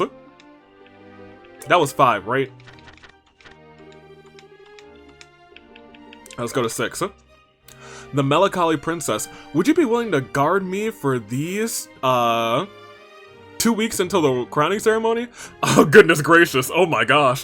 In the royal throne room, Princess Tia asked the question with a serious expression. Of course, she asked it not of Pedro, but of the Blue Knight. "Have you not a royal guard? Surely you would be far better off with them as your protectors." Until, unable to say that the Blue Knight was a puppet, Pedro followed as far as the throne room. He shivered, sensing even more trouble to come. "The royal guard that protect the capital are, they obey the words of my uncle, Duke Gaston. Even before they abandoned me and fled." Princess Tia said softly. Gaston was a man surrounded by bad rumors. It was, yeah, I'm seeing these parallels. It was an open secret that he took advantage of the previous king's illness to line his own purpose, or his own purse rather. "The man in black you confronted, Sir Pedro, I'm sure that was my uncle's second in command. All of it was planned." Princess Tia's sky blue eyes clouded. At this point, the kindly Pedro could hardly refuse the role of escort. "Understood, I shall accept her request," he asked, or he had the Blue Knight reply. Princess Tia's smile was like the sun breaking through clouds. "Thank you, Sir Knight. Thank you very much." She turned towards Pedro. "And you too, good servant. May I ask your name?"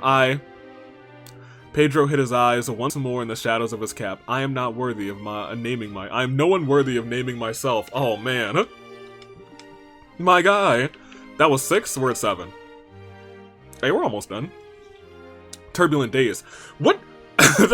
I'm gonna punch. I'm going to punch that man's. I'm going to punch BLEUBLANC in the face. This is a great story, but I'm gonna punch BLEUBLANC in the face. I hope that we get to fight him again, because I hope we get to fight him, period, because we didn't fight him the last time. I'm gonna take his knife stabbing, his shadowed knives, and I'm gonna stab him with them in, like, the leg. and I'm gonna make sure he doesn't bleed out, and I'm gonna slap him like 4 times. I'm gonna send him to a hospital, and then I'm gonna steal something of his. I'm gonna steal like his favorite handkerchief, and it was like, oh man, let me tell you, I hid your handkerchief. You're gonna have to follow all these riddles. I'm gonna make him solve some dumb riddles, and you know what I'm gonna give him? It's gonna be a vase, and inside the vase is gonna be the ashes of his favorite handkerchief, and I'm gonna be so happy. I was like, oh, you did all of this, and you know what? Your handkerchief had been burned. Haha, hee hee, haha. Turbulent days. Protecting the princess proved harder than predicted. After all, almost every day there were new ne'er-do-wells sent after her. Eventually, partially due to their closeness in age, Princess Tia and Pedro, still playing the servant, came to speak openly to each other. While glad for the princess's trust, he didn't know what he would do if the truth of the Blue Knight came out. Pedro was beside himself with worry. On the other side of the city, a letter was delivered to a certain puppet workshop. What is that boy doing? Guessing the circumstances from the very vague statement in Pedro's letter, Caprice smiled, and Caprice sighed and gave him a bitter smile, rather. However, perhaps this is a good chance, he mused. Uh-oh.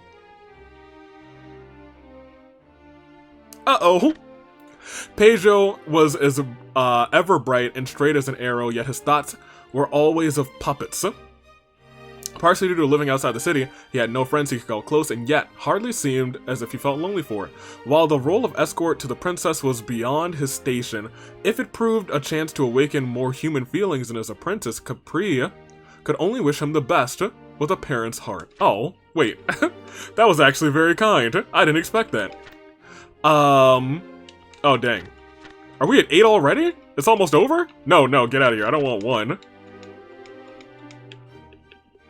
Oh, we're at 8. Well, chapter 8. What makes the darkness shake? That girl has the devil's own luck. In a room lit by dim, flickering candle flames, Gaston cursed hatefully. He felt not a moment of sympathy or care for his niece. At this rate, she shall see the crowning ceremony, he snarled. This night, Pedro. Can't we handle him? He's the first man so skilled we've encountered. We fear that even if the royal guard attacked at once, it might be difficult. Recalling the shame of having his sword knocked from his hands, Gaston, second in command, bit his lip. Still, we have nothing to fear, he said. While a bit of odd character, we have hired a skilled assassin to handle this, rather, my lord. Odd? What sort of person is he? Aha, did you call?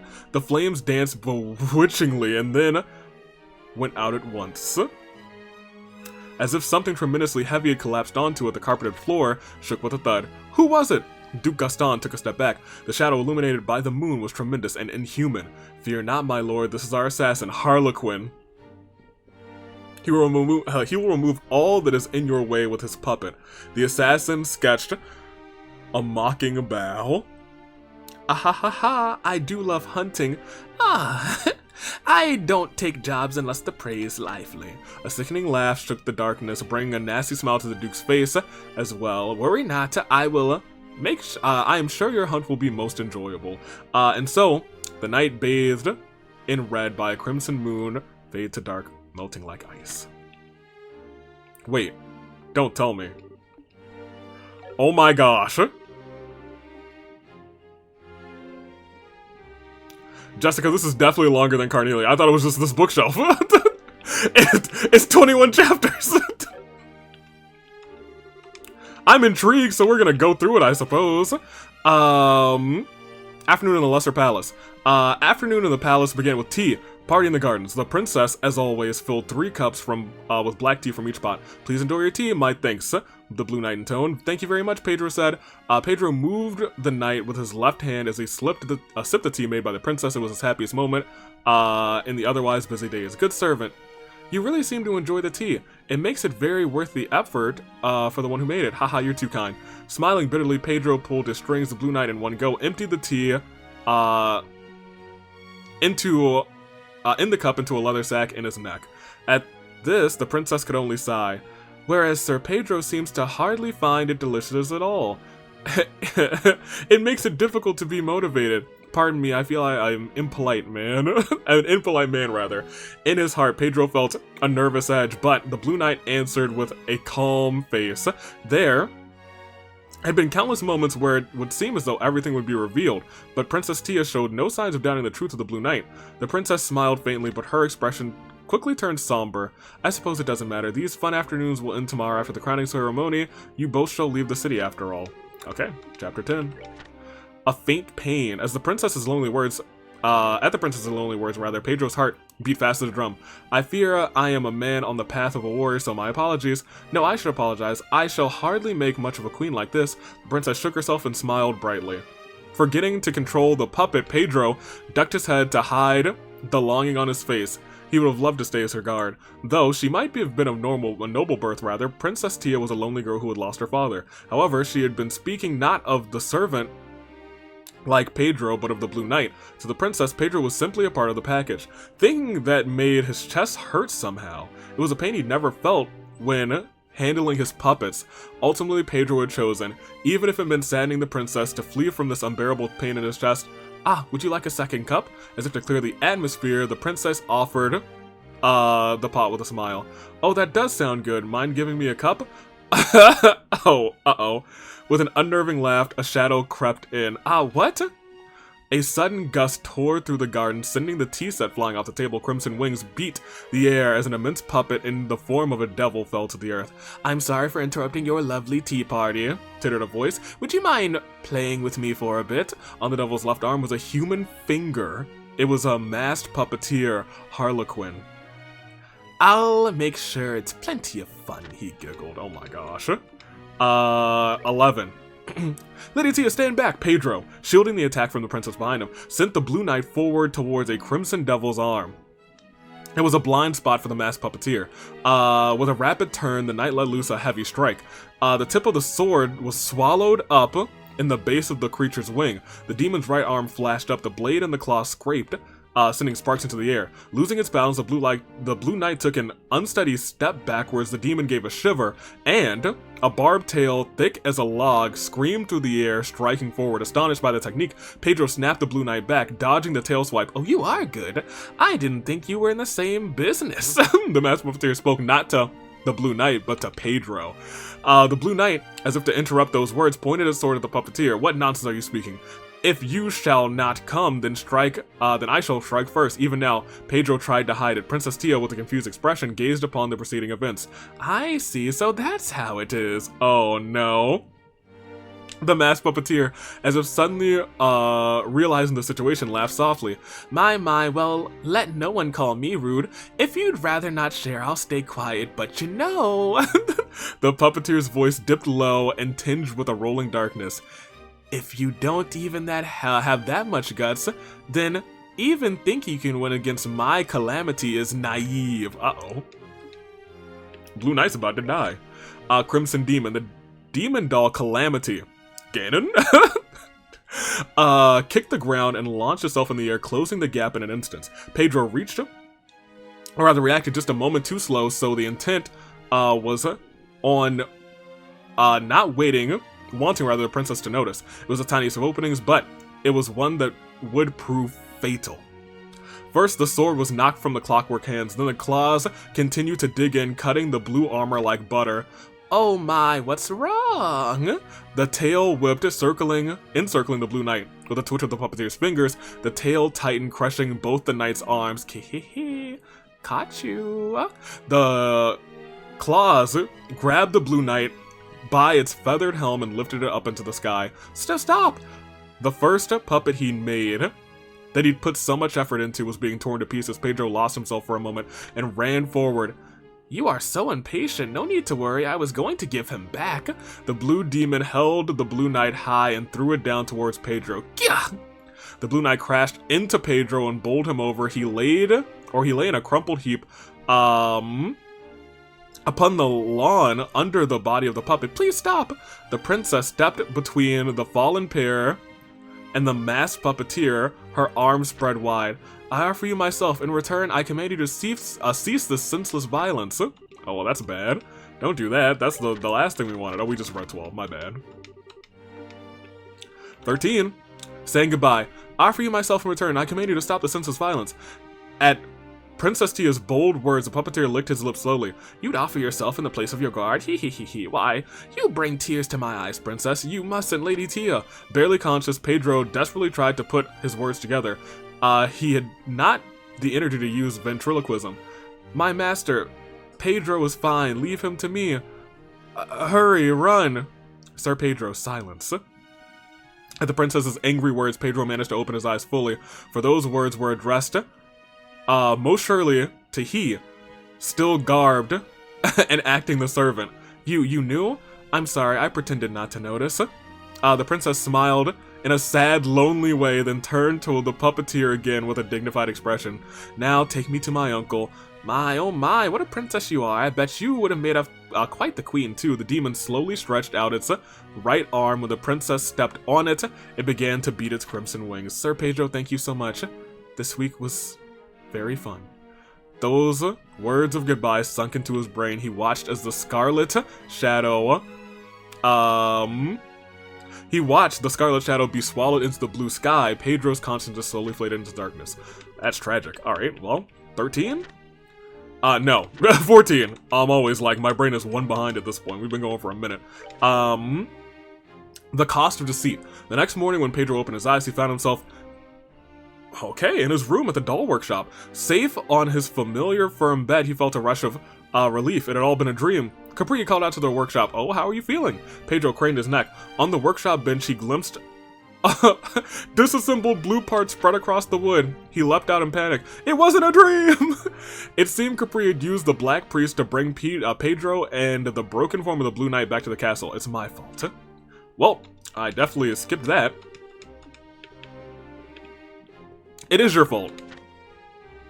Pedro's eyes trailed over his former masterpiece, now reduced to junk, his memory, then trailed back over cool turquoise eyes, a warm smile like sunlight, and his fingers pouring, fine fingers pouring black tea. Pedro ground his lip beneath his teeth. The Blue Knight wasn't enough. If I had any talent as a puppeteer, I would have been able to save Princess Tia. It seems you still don't understand, Capri muttered. His face took on a rare expression of severity. What you lack is here, in a forceful motion, he jabbed his fingers against Pedro's chest. Pedro could only blink in shock. He was like, you ain't got hurt, boy. Alright, chapter 15. We're almost through this bookshelf, and then we got the last one. A little decision. Her Highness knew the truth of the Blue Knight, and yet she chose to pretend not to. Do you not understand why? Because unexpectedly, in the depths of his mind, he had a flash of insight. Sir Pedro, silence, she had said. And then I pretended not to notice. He recalled the sad, lonely smile she gave him when she revealed it. Something hot boiled inside of his chest. His chest.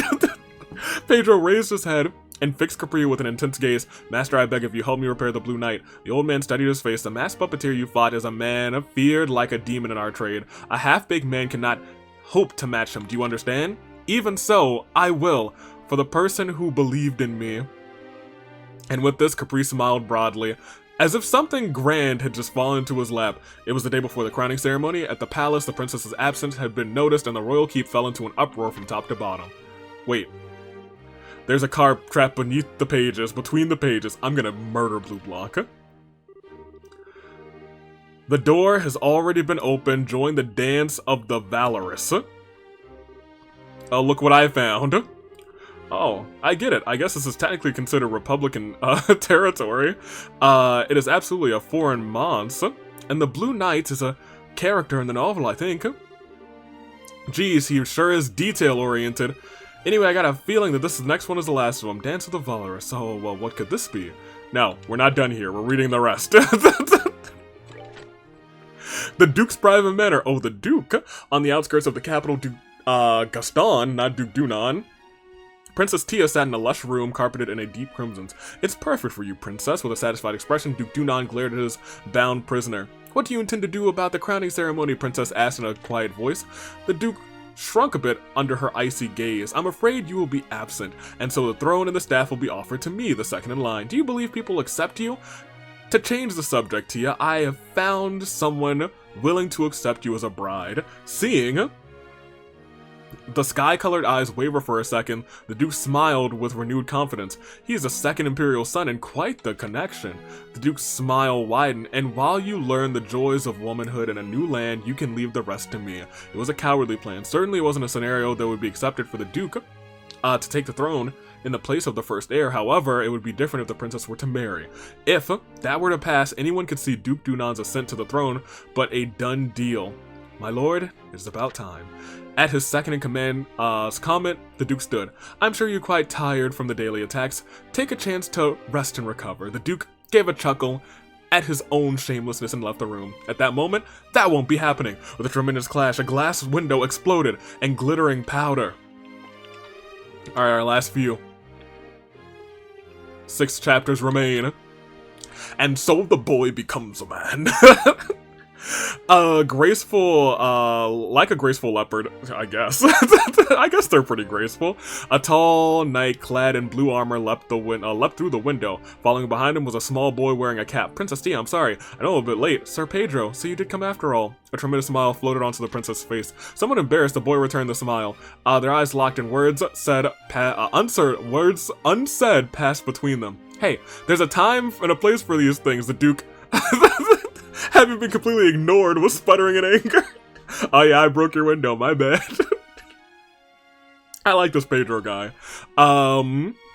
As the Duke seethed, his second-in-command was stealthily sneaking up on the still-bound princess. Reaching out his hand for the princess's shoulder, the blue knight leapt forward like a bolt from a crossbow. Blarg! The pitiable second-in-command had taken a direct punch from the blue knight, collapsed against the wall unconscious. That's a bit much. Duke Gaston, now white as a sheep, fled the room in a stumbling lurch. Princess Tia, let us hurry. Your crowning ceremony begins soon. Yes, escaping the months.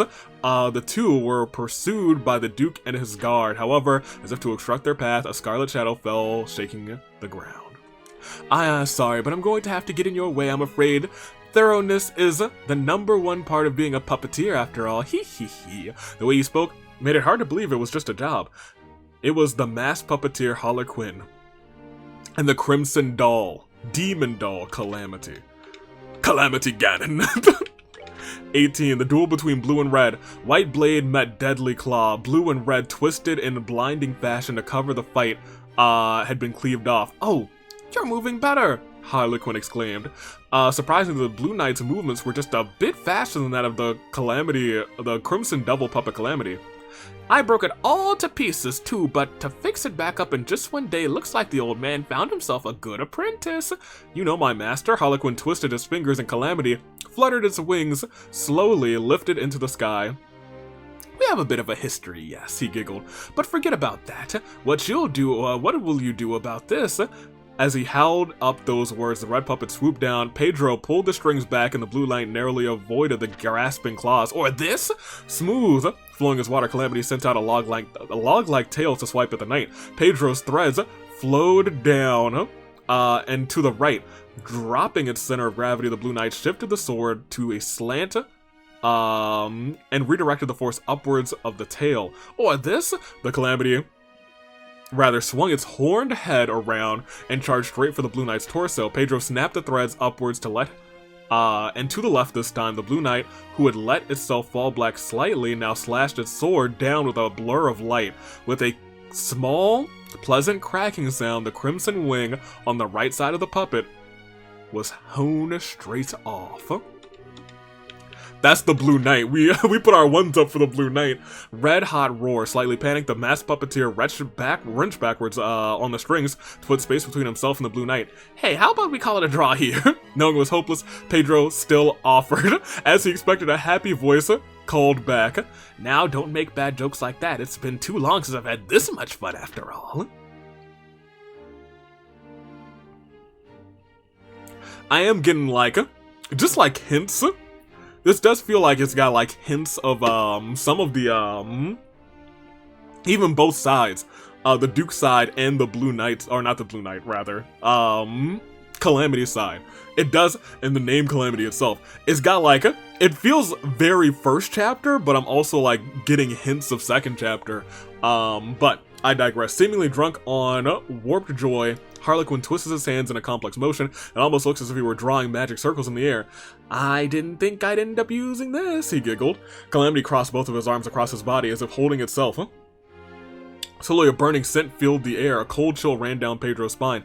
He set to moving the Blue Knight, but realized the princess was behind it.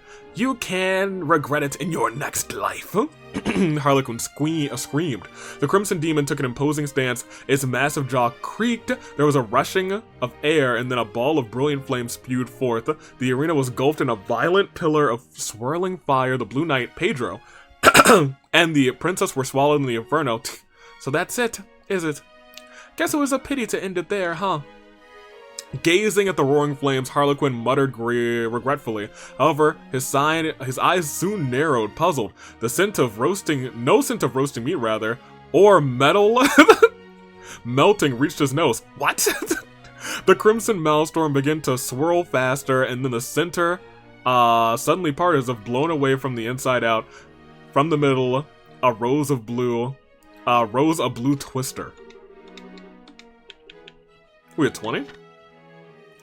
Yes, from within the flame, the Blue Knight arose. Across his shoulders, Pedro and the princess could be seen clinging, hale and hearty. What had blown away the raging flames were his tremendous two-handed sword.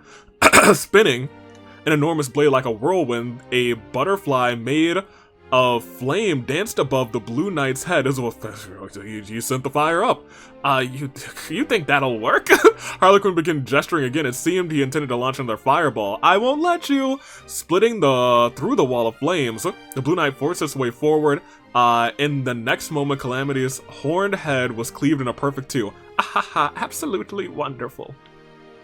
The fireball, the moments from release, puffed up with the crimson puff that caused a small explosion. Flung back by the shockwave, the Blue Knight was tossed in the air. Pedro braced both of his legs and managed to catch it. Sir Pedro, you're alright. Yeah, I'm fine, I'm good. But I don't think there's any saving him. Though Harlequin may have been a foe, his life was still a life that had been taken. Pedro felt guilt of such a deed strike him. The Princess Tia, seeing Pedro troubled, enveloped him in her arms. I'd appreciate it if you wouldn't kill me off so easily, said a whispering voice from inside of the pillar of flames. The voice seemed somehow satisfied. I applaud your efforts, young man. I'll back down nicely this time. Looking forward when the next time we meet. Ahaha, wait, you don't have to come back. You lost. Lose gracefully. The ground shook and a red and black shadow launched skyward and disappeared from sight. Pedro and the princess looked at one another and burst into a relieved laughter. Don't you still have to deal with the Duke? Isn't he still around? Dollmaster's purpose. The boy, the girl, and the doll, or the puppet rather, left for the capital on light feet while the masked puppeteer fled into the deep forest riding his scorched creation. Stopping suddenly, the masked puppeteer spoke to the shadows in the trees. You're there, aren't you, old man? You noticed me. Pedro's master Caprice stepped out from the cover of the trees, as always, a black priest with him. But it was a curious sight for the puppet who had no arms. As I thought, you fixed the blue... Oh, you fixed the blue puppet's arms with parts from the black priest. No wonder it moved so well. Well, the gaps between you and Pedro was a bit too much after all. I took it upon myself to give him a helping hand. Alright, Capri, we acknowledge that man's. Harlequin's shoulders sunk in response to the words of the old puppet master. Well, I don't mind since I had fun, but if and when the 13 factories find out about this, don't you think Pedro will have it too I don't think Pedro will have it too easy either, do you? 13 factories. The moment he heard those disturbed words, Capri's expression darkened rather. Ahahaha. Well, then, see you soon. Leaving behind a suppressed laugh rather, the masked puppeteer disappeared into the deep forest. It was a road all puppeteers must pass, oh boy. And the old puppet master muttered in a quiet voice to himself, almost as if he were telling it to himself. Is this the finale? Yeah. We made it, y'all. Remember when I said this wasn't gonna take too long? I think this part itself might have been close to 30 minutes. Oh hey, read the entire Dull Knight series. We got an achievement for that, dope. A moment's rest. Afternoon in the palace began with tea. A tea party in the gardens. The princess always filled 3 cups. Please enjoy your tea. Thank you very much, Pedro said. Behind the boys sipping tea stood a knight, armored in blue. However, he had not a word to say. What happened to the Duke in the end? On the night of the ceremony, Duke Gaston had disappeared with his vassals. After all, his plan had been foiled and the princess had been successfully crowned as queen, before countless countrymen. The royal guard, whose allegiance had been questionable before the coronation, fell to their knees in contrition and swore their loyalty to the new queen. The Duke, before he could be held for the crime of abducting the princess, understandably chose to flee the country. My uncle has chosen to entrust himself to the Empire. Apparently, he sought protection from the imperial prince that he had arranged as a husband for me. The queen smiled slightly. However, it seems as if they consider him something of a pest. I feel a bit sorry for him. Pedro was amazed. They do not deserve your sympathy. In truth, Pedro did not think Duke Gaston would back down so easily, and one of the machinations of the foul, masked puppeteer Harlequin, Capri, Pedro's teacher, seemed to know the jester, but simply dodged any questions about him with frustrating vagueness. Regardless, Pedro knew another battle would come, and soon. He would have to upgrade the Blue Knight if he hoped to emerge victorious. Oh, Pedro! A slightly irritated yet comforting voice snapped Pedro from his reverie. Do you wish for your tea to grow cold? The blue eyes, which he met with his own, carried their own message. It will be all right. Pedro, a little embarrassed, took his tea and drank deeply. It was enough to simply have their moment, this moment, with her. The end. Very nice story. I hate BLEUBLANC with a passion. How are you? My, is that hunk of a man over there Zen? I don't even need to see your face to know. Oh, hey, are you going to judge me, judge by my body size? And I thought you were a bear when we first met you. Oi. Oi. Jeez. I do love Zen. That's my guy. Alright. We're probably gonna end soon here. Oh, all of you are. Oh, why if this isn't Zen? A counselor. My pleasure. All together here. Are these your guests? Yes, they're co-workers with the guild. Are you here about the threat letter? It's as you guessed, it's a request from the Royal Army. Do you have any ideas? Threat letters aren't exactly rare in the Republic. To be honest, I barely paid any heed to it at all. True, there are a lot of radical groups in the country. Yes, and they all cause trouble when the issue of immigration comes up. Well, this time at least I can't say anything. Why don't you see what Ambassador Cochrane thinks? Yes, I'll go do that right now, if you'll pardon us. Can I steal anything? No thievery? Okay. Who are you? Oh, Zen, come to LeBurle again? Yes, Yakumo, it seems I'll be here for a while again. You seem pretty busy yourself. Ah, yes, we are. After all, we got a pact signing, approaching. Haha, I'm sorry. I won't have time to bother you for a while. Well, that's fine. Go sign your pact. Huh? I can take these off. Huh? Now I'm doing some regular reading. Whew. Goodness. I guess we can go a little bit longer because, well, last time we didn't really have a, an episode. I think we skipped a week. Here, pop up. This should be the ambassador's office. Shall we say hello to Elsa? Let's save her real quick. I know we got the thing.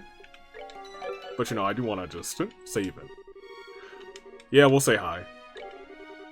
Alright, let me introduce you. Yes, come in. Pardon us, Elsa. We're here to let it go. Why, Zen Vaketh. Hello, come in. Last I heard you'd returned to Calvard. What's an old dog like you doing back here in Grancel? Ha, well, let's just say this old dog had a trick or two more to show off. I'll likely be here in LeBurle for a while. As expected of an A-rank bracer, I suppose, you never let up, do you? So, who's this with you? Pleasure to meet you, ma'am. I'm Estelle Bright of the Bracers Guild.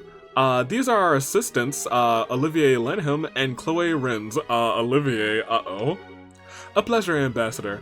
Oh, it's a pleasure to meet you, Ambassador. The pleasure is mine. I'm Elsa Concrane, Calvard's Ambassador to LeBurle. I get the feeling this is a little bit more than a social call, though. I'm afraid so. Yeah, what about these threatening letters? Ah, that letter, yes. If you're helping the Royal Army investigate the matter, then technically, yes. The threats of terrorism aren't exactly something the Guild can ignore either, though. Would you mind helping us out? Well, I suppose we're all stuck into this situation after all. What would you like to know? Well, to start, do you have any idea who would have sent that letter? Like, does anyone in the Republic oppose the signing of the pact, or... well, of course. You're looking one at... Gosh darn it. You're looking at one after all. Huh? Elsa, please. Try not to tease these kids too much, yeah? Well, there's truth, the truth, Zen. I'm pretty sure I've chewed your ear off about Erebonia, enough for you to know what I think about them, Well, yes. Still, Miss Bright, don't misunderstand me. President Rocksmith and the Parliament have already approved the pact.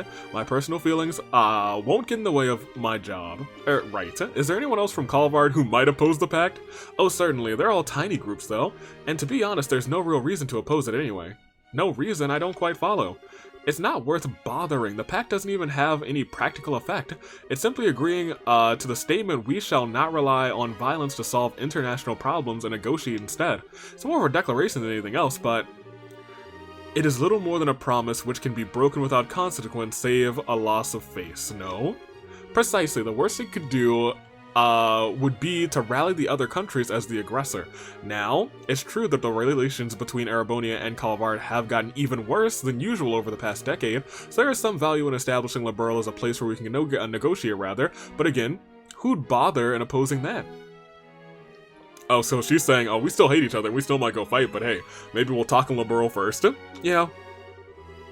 Doesn't really seem like a thing you'd send a bunch of threatening letters about. Oi, well, Ambassador Concrench, if you don't believe someone from Calvard is the perpetrator, then whom do you suspect?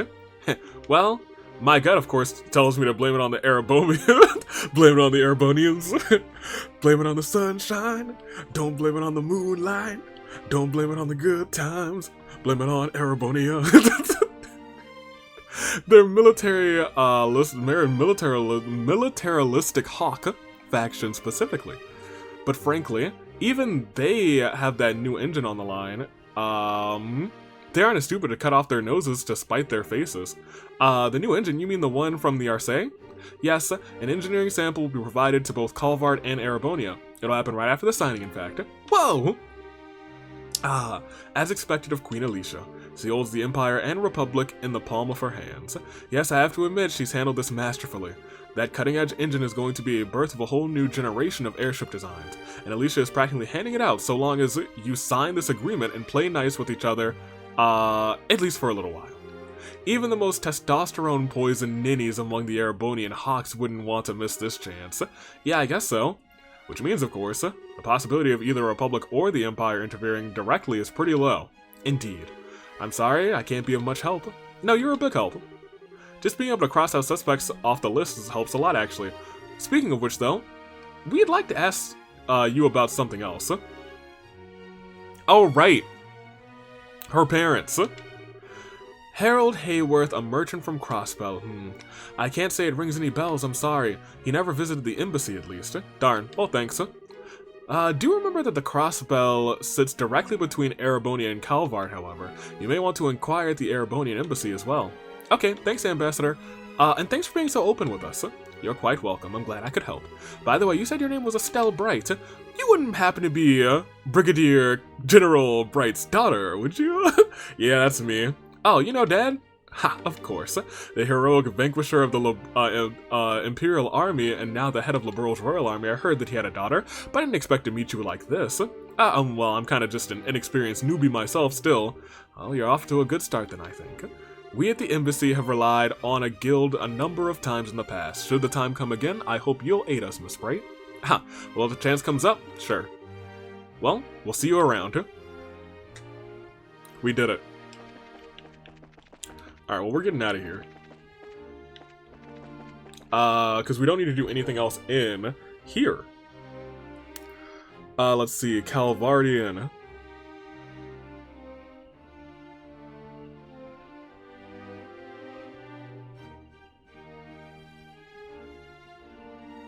Cool. Alright, well, let's actually do Erebonia's and then finish up there. La la la, maybe I'll go shopping today. It's been a while. Alright, bye, Sandy. We can go back in anytime we want. Oh, okay, cool. Alright, but I guess while we have these two, we might be able to go back in anytime we want. I do want to save. Let me in. Actually, where is it? What did this say? An open door. Dance of the Valorous?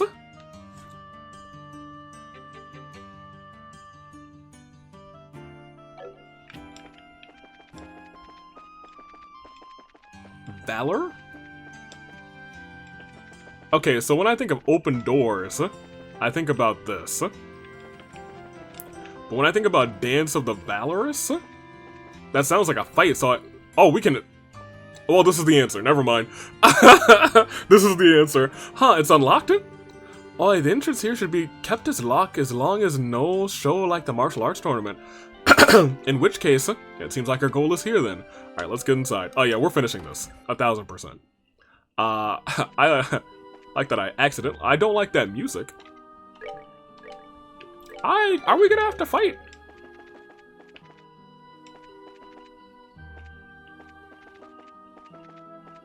Okay, well, I figured it would just be down there, you know?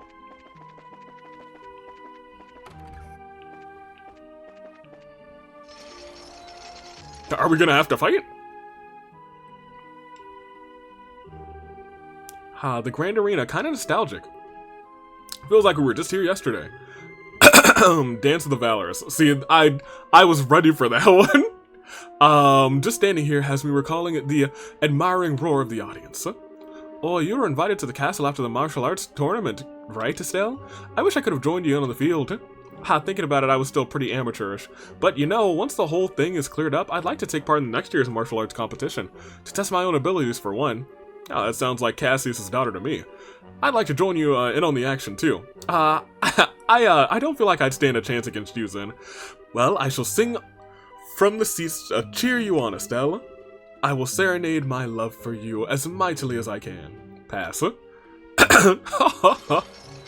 Uh-oh. Oh, we are going to have to fight. Monsters? This feels reminiscent of some old Colosseum games. The setting is quite apt. It is a pity we lack an audience. Here they come! Oh man, I thought we were just gonna walk in and take the W. My team's not ready for this. We're legit not ready for this. Okay. You know, in my brain, I should have expected, hey, we're gonna have to fight. Oh, Zen's not ready for this either, is he? We should have trained him up some more. I guess Zen came to us at the highest level, actually, so he might be okay. Yeah, he might be okay. Ooh, they hit kinda hard. But he might not have gear.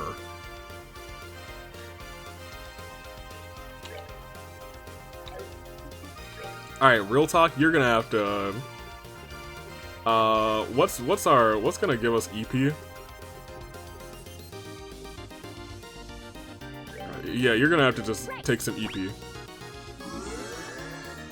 Because you are gonna be, not borderline useless, but yeah, borderline useless without some EP.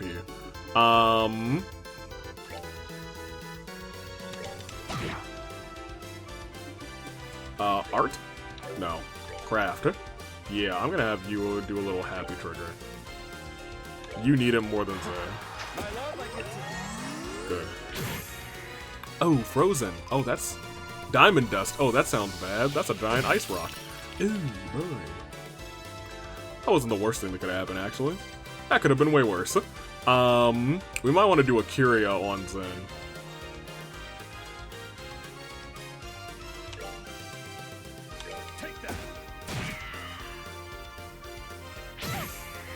Oh boy, that's the worst. That's the worst. Okay, that's really bad. This thing should be really weak to fire, now that I think about it, right? That's just my 2 cents. Ugh. Olivier could die.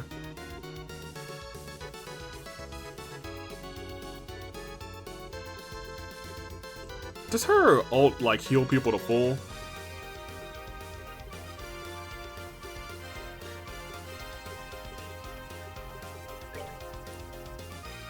feel like this thing should be weak to...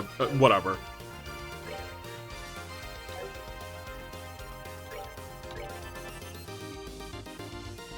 Everyone's alive, so... here.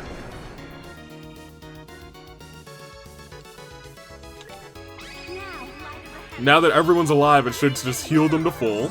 Yes. And recover them. I'm learning, you guys. I'm learning. I'm gonna have you Hurricane. Because that should at least take out the hand over there. Yeah. You almost can take out that hand. We're not frozen. We should be able to, I hope, cancel that craft. I think I might try and have Estelle do it.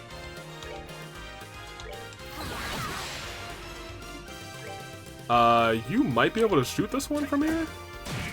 Yeah, so now we can focus on the big boy.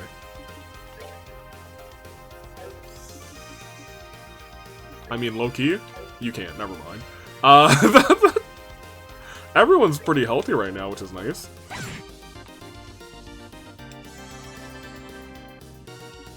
Do you have anything that'll block a craft? Breathing techniques.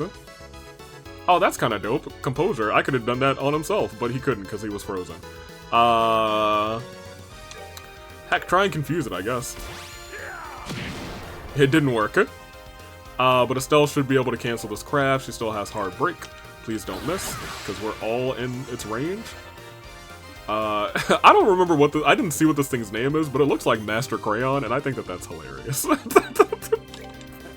I hope that's what its name is. It's not, but like, you know, that would be cool. We can't stop that craft, so,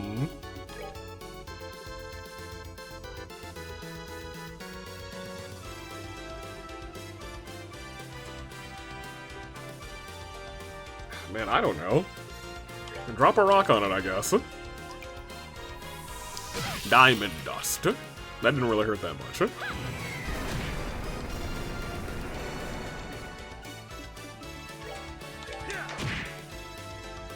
Yeah, everybody just wear this thing down.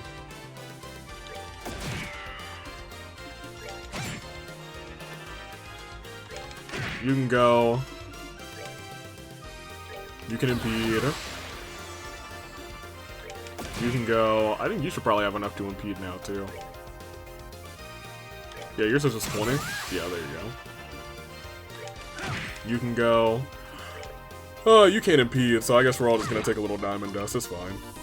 As long as we don't freeze. Yeah, great. Love that.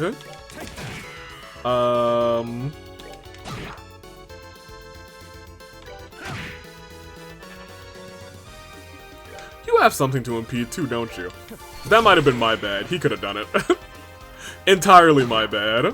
That's on me. It's dead. There we go. Doodly doodly doo. We're gonna level up on somebody. I was gonna say, I think that's Chloe. Very good. In my misery. What? What is that? It was like a magic trick. What a fabulous display. He is a fitting rival indeed. He's even weirder than I thought he'd be. Well, whatever, let's check out the contents. Yep. I assume it's the portrait of the Arce. There was a card stuck to the bottom of the box. My princess, my rival, and brave bracers, did you enjoy the show I prepared for your arrival? As I do not wish to upset the mood of our main role, it is time for the supporting actors to take their bows. I hope you will look forward to our next chance meeting. I hate him. Pff, some chance meeting. I wish he'd cut it out. But there's something curious about it. Main role, supporting actors, what does that mean? Now that you mention it, screw it, let's just go return the photo to the archives. No, that seems important. That seems like it's probably important. Thanks for taking me here, actually. Oh, I can't thank you enough, bracers. Still, why would that phantom thief fellow steal a portrait of the Arce? It's certainly lovely, but it's nothing more than a simple portrait. It holds little monetary value. Well, he doesn't care about the value as much as he cares about pulling off a good prank or two. It's probably our fault that the museum got wrapped up in this latest one. Sorry for putting you through all this. No need to apologize, it wasn't your doing. If anything, I'm very pleased with how you handled this. Excellent work. Thank you. Okay, so. Once again, we could save there, but I'd like to get this Gambler's Jack so I don't forget about it accidentally. So let's do the Calvard one. After talking to the ambassador, talk to the man in the second floor room on the left for Gambler's Jack Volume 4. Alright, so almost walked out of there. Let's go here first. And let's do this, because I feel like this is going to be fun. Olivier, it's your turn. Oh, Olivier! You continue to play your role well, Bergen. I would like to enter, may we pass? I can't say no to you, but who's with you? I can't say no to you. Oh, interesting. Well, I guess they couldn't say no to Zen either. Oh, we're from the Bracers Guild. Olivier has to be somebody very important in Erebonia. I just don't understand what yet. I figured at this point he'd be like a prince or some sort of royalty, but at that point I feel like everyone would know. Or most people would know, because, or at the very least Chloe would know, and Joshua would know. I'm just curious. I'm just very curious. We thought we'd have try having Olivier introduce us. Oh, okay. There shouldn't be a problem with letting you in then. Welcome to the Erebonian Embassy, rather. Remember, this is Erebonian soil, so do be careful. We will be. Well, yeah. I don't really think anybody in this... Oh, this is kind of the same, but different. The more things seem to change, the more they stay the same. Well, this is quite the building. Whoa, this place definitely matches the Calvardian embassy in terms of fanciness. Grandiose. Oi. And very powerful at the same time. It's very imperial if nothing else. Yes, it is a cage upon which the Empire can parade its influence and power. Alas, the actors are unequal and to the set dressing. You realize Lord Kronk would hit the roof if he heard you say that. Oh hey! It's you!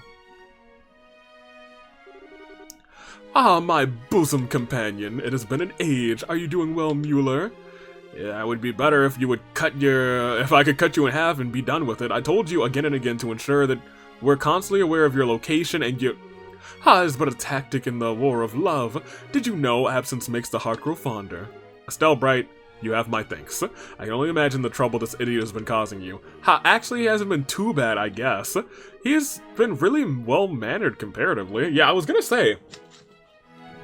He's had, like, a good streak recently. Well, ignoring the lunatic, I presume you have business here at the embassy? Yes, sir. We'd like to speak with the ambassador. Yeah, there's a letter. Ah, the letter, right. I've been somewhat concerned myself, but I'm surprised the guild is acting. There's a request from Brigadier General Bright and the Royal Army, I take it. Technically, yes, but we're trying to investigate it as neutrally as we can, you know? Nobody's guilty till proven innocent, or proven guilty, rather, that kind of thing. Commendable mindset. No doubt why he chose you. Very well, I shall introduce you to Lord Ambassador Kraken. Crane. I don't even see the letters on the screen anymore. It's gone from my brain. If you asked me to spell that guy's name, I'd be like, it starts with a C, and I think it ends with an H. I think it has an A-I-G-H. I think it might be C-R-A-N-A-I. We'll find out. Really? Thanks, Mueller? Yeah, thanks. Oh, thank you, sir. Wait. You really have so little faith in me. You thought we had faith in you for this? If you introduced us, he'd probably wanted, to have us kicked out. Well, sorry, Olivier.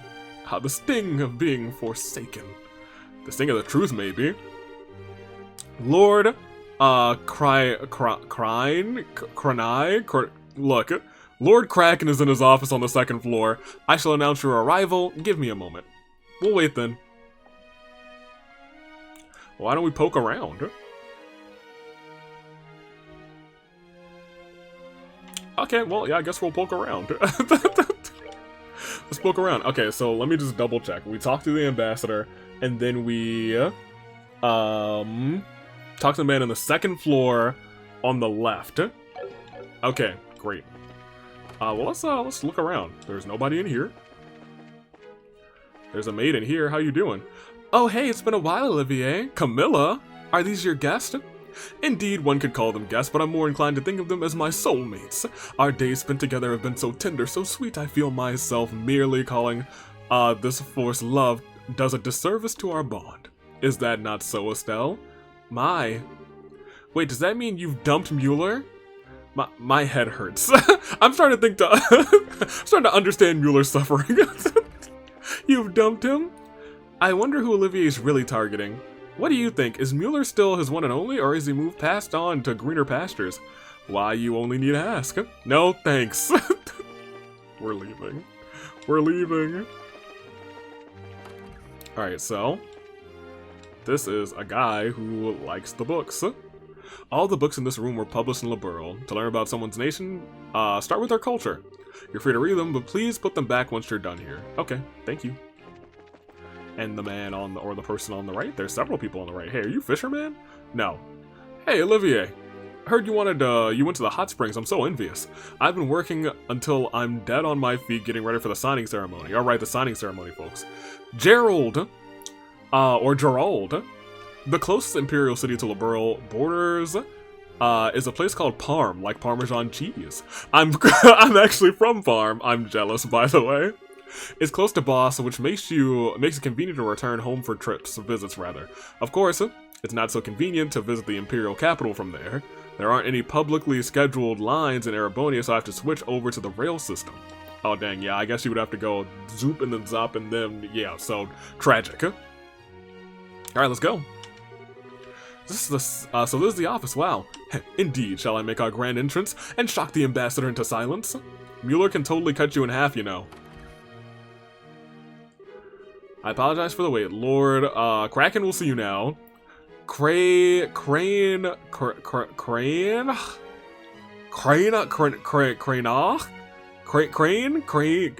just Lord Crane. Let's go then. And I know you guys are gonna tell me how to pronounce in the comments, and I'm gonna read it, and then I'm gonna forget, like, an hour and a half later. Lord Crane.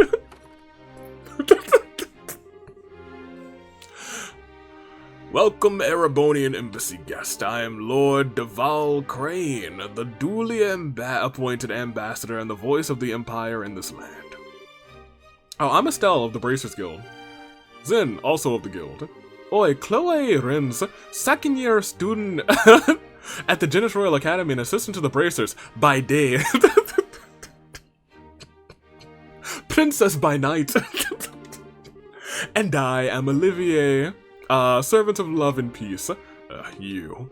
I had heard you gone missing in Elmo. Try not to worry Mueller further, Olivier. Or me, for that matter. Such a strict dressing down. Much more and I'll have to lose my jacket. Setting that aside.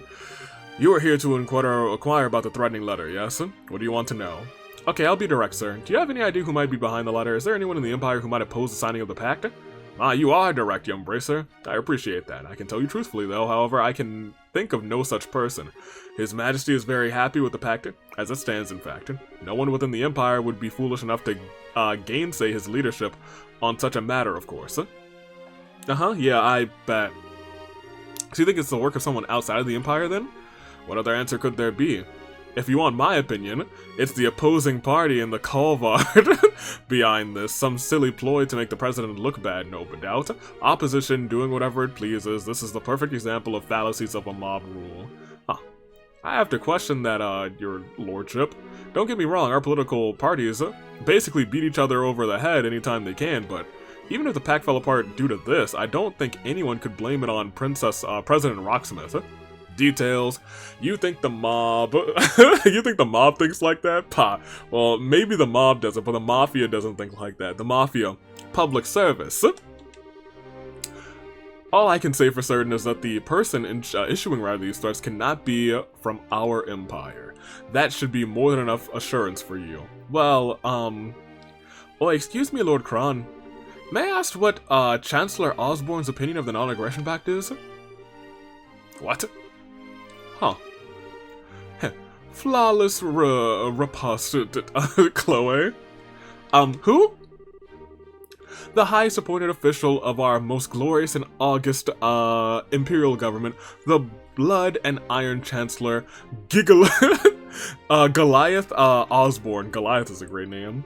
His motto, comes from his personal his nickname rather comes from his personal motto. Our nation's peace must be built on a foundation of blood and iron. He has overseen the expansion of the rail system, as well as annexation of several smaller states onto our borders through less than diplomatic means. Wait, you mean he... Olivia, how can you criticize your empire's chancellor? Oh, but Duval, how was I criticizing? I simply stated the facts. He did. Olivia is so good. But come now, it wouldn't hurt a little bit to be more cooperative, no? We've already spoken with the lovely Ambassador Concranch over the Calvardian embassy. She was quite helpful, you see. What? Why, if we don't help these people now, it will give them cause to doubt the character of Erebonia. That would be a tragedy, wouldn't you agree? Ugh. Ah, my Lord Crane, there's no need to keep information related to this hidden. I humbly suggest that being open in this case will not present a problem. You have a point, Mueller, very well. To answer your question, Miss, Chancellor Osborne, like His Majesty, is most receptive to this pact. In fact, I hear actually is the one who suggested His Majesty should sign it. Oh, really? That's because he's looking forward to getting the engine, right? No, apparently he recommended it to His Majesty before any mention of the engine. Whoa.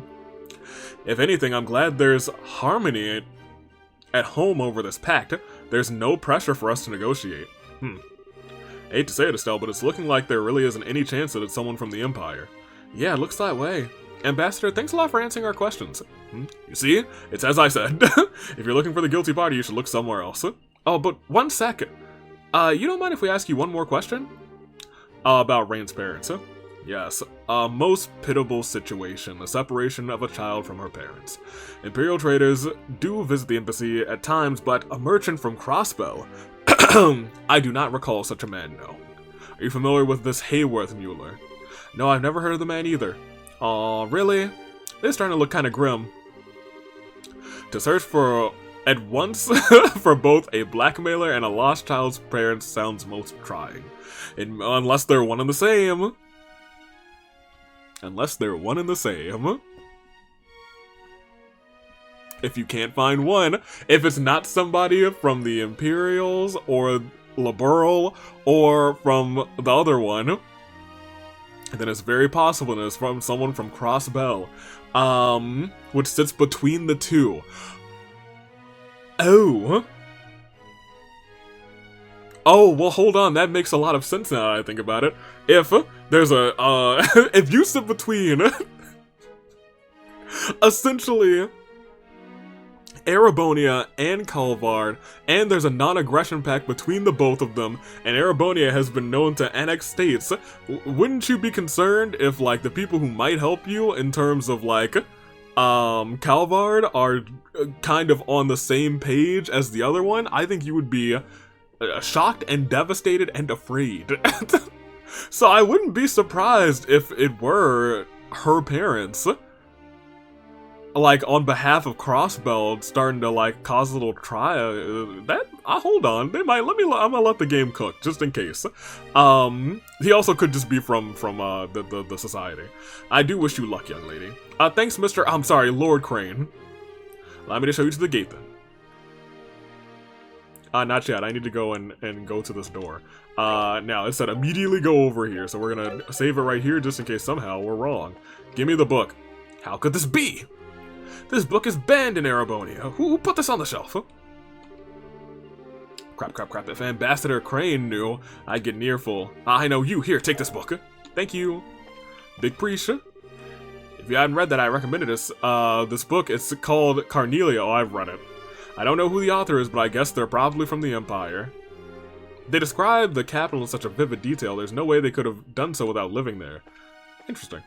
Okay, cool. I love Carnelia. Well, I was gonna say I love Carnelia, and then I was about to goof and gaff, but I was like, I really did like Carnelia. It was a good story. Thank you, Mueller. Thanks, Mueller. Talking with the ambassador was a big help. No, you don't need to thank me. I didn't really do anything important, really. Besides, this problem is affecting all nations. We should be working together. Ha, indeed. Oh, I really do hope we can solve this. Huh? Olivia, you're awfully quiet. No, it's nothing. I was simply lost in reverie for a moment. It does not concern our current business. Pay me no mind. Okay. Olivia, you'll be staying here at the embassy in the evenings while you're here in Gransel, yes? Where else? I would not miss the chance to have more sweet dreams in your bed as always. What? Oh my. Stop the jokes before you give the ladies too many ideas and images. Push those jokes too far and I might spear you up the embassy flagpole. So that's the direction I should approach from. You teach me more every day, Olivier, my guy, dude. Alternatively, I could just cut you in half right here. I'm sure I could explain it to Lord Crane. That would be rather less lovely. Forgive my joke, my friend. Aha, so that's how you plan to keep Olivier under control. Maybe I should write this down. Ha, I'd say they match each other perfectly myself. That's a terrifying thought. Well, regardless, I shall pardon myself from here. Good luck with the rest of your investigation. Thanks, Mueller. Thanks again, Mueller. Man, when can I get the Mueller, game? Give me a game with Mueller and Sir Kevin. and I guess there's nobody from Calvard specifically that's, like, neat yet. I don't know. With embassies out of the way, all that's left is the liberal news. Hopefully Nile or someone else will be able to help us out. Oi, hopefully. Shall we be off? No. We're gonna be off of the game. But before we do that, what I think I'm going to do is, in between episodes, I'm going to knock out this other monster. Yes, I'll knock out that other monster. I'm actually going to report this to you. Thank you.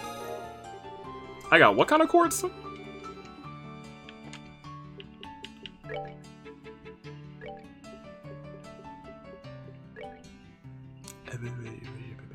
Ingenuity. Recovers small amounts of EP while walking. Well, we should probably put that on Chloe since she's our EP. Well, I guess I was already on Chloe. I'm also probably going to play around with these ornaments, but yeah. Regardless. I'm once again going to end this episode in the sewers.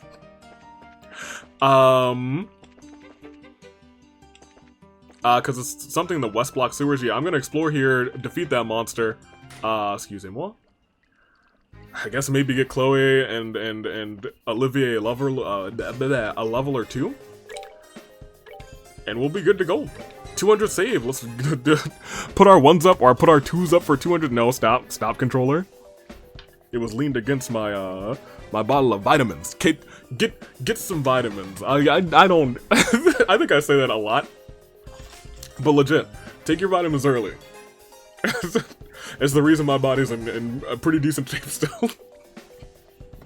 That being said, the more that, like, we are talking to people, the more I'm really thinking that it is probably, Rain's parents. Like, clearly I assume that they were, like, involved in it, but I was thinking more so, oh, they're part of Ouroboros, maybe she is too, or clearly she might not know. Clearly she doesn't know since, you know, the things happen. And they were like, we gotta go. But we'll be back. Now it sounds more so like they, on behalf of Crossbell or something of that nature, are trying to stop this thing from going down. And I really don't remember exactly what was said by her father, but I know he said something and I was like, yeah, y'all are gonna be either the bad guys at some point or you're gonna die. And Rain is gonna, I don't know, I have no idea what Rain's gonna do.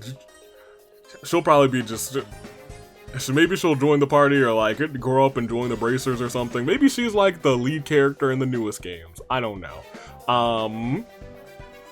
I think that'd be dope. I know nothing about the newer games. But we continue on with this one. Next time, we'll finish this part off. We have a Gambler's Jack, and we have some other things to do, and it'll be a fantastic job. We'll go to Liberal News. We'll finish off this part of the quest. We'll see. Probably start to realize that it's probably our friends from Crossbell who are doing this. Or maybe Crossbell is just a ploy and they're not from Crossbell at all. Well, no, we got all that information from Rain, and I don't think we have any reason to doubt her. Unless her parents have been feeding her lies. However, I'm pretty sure she'll know where she's from. So until next time,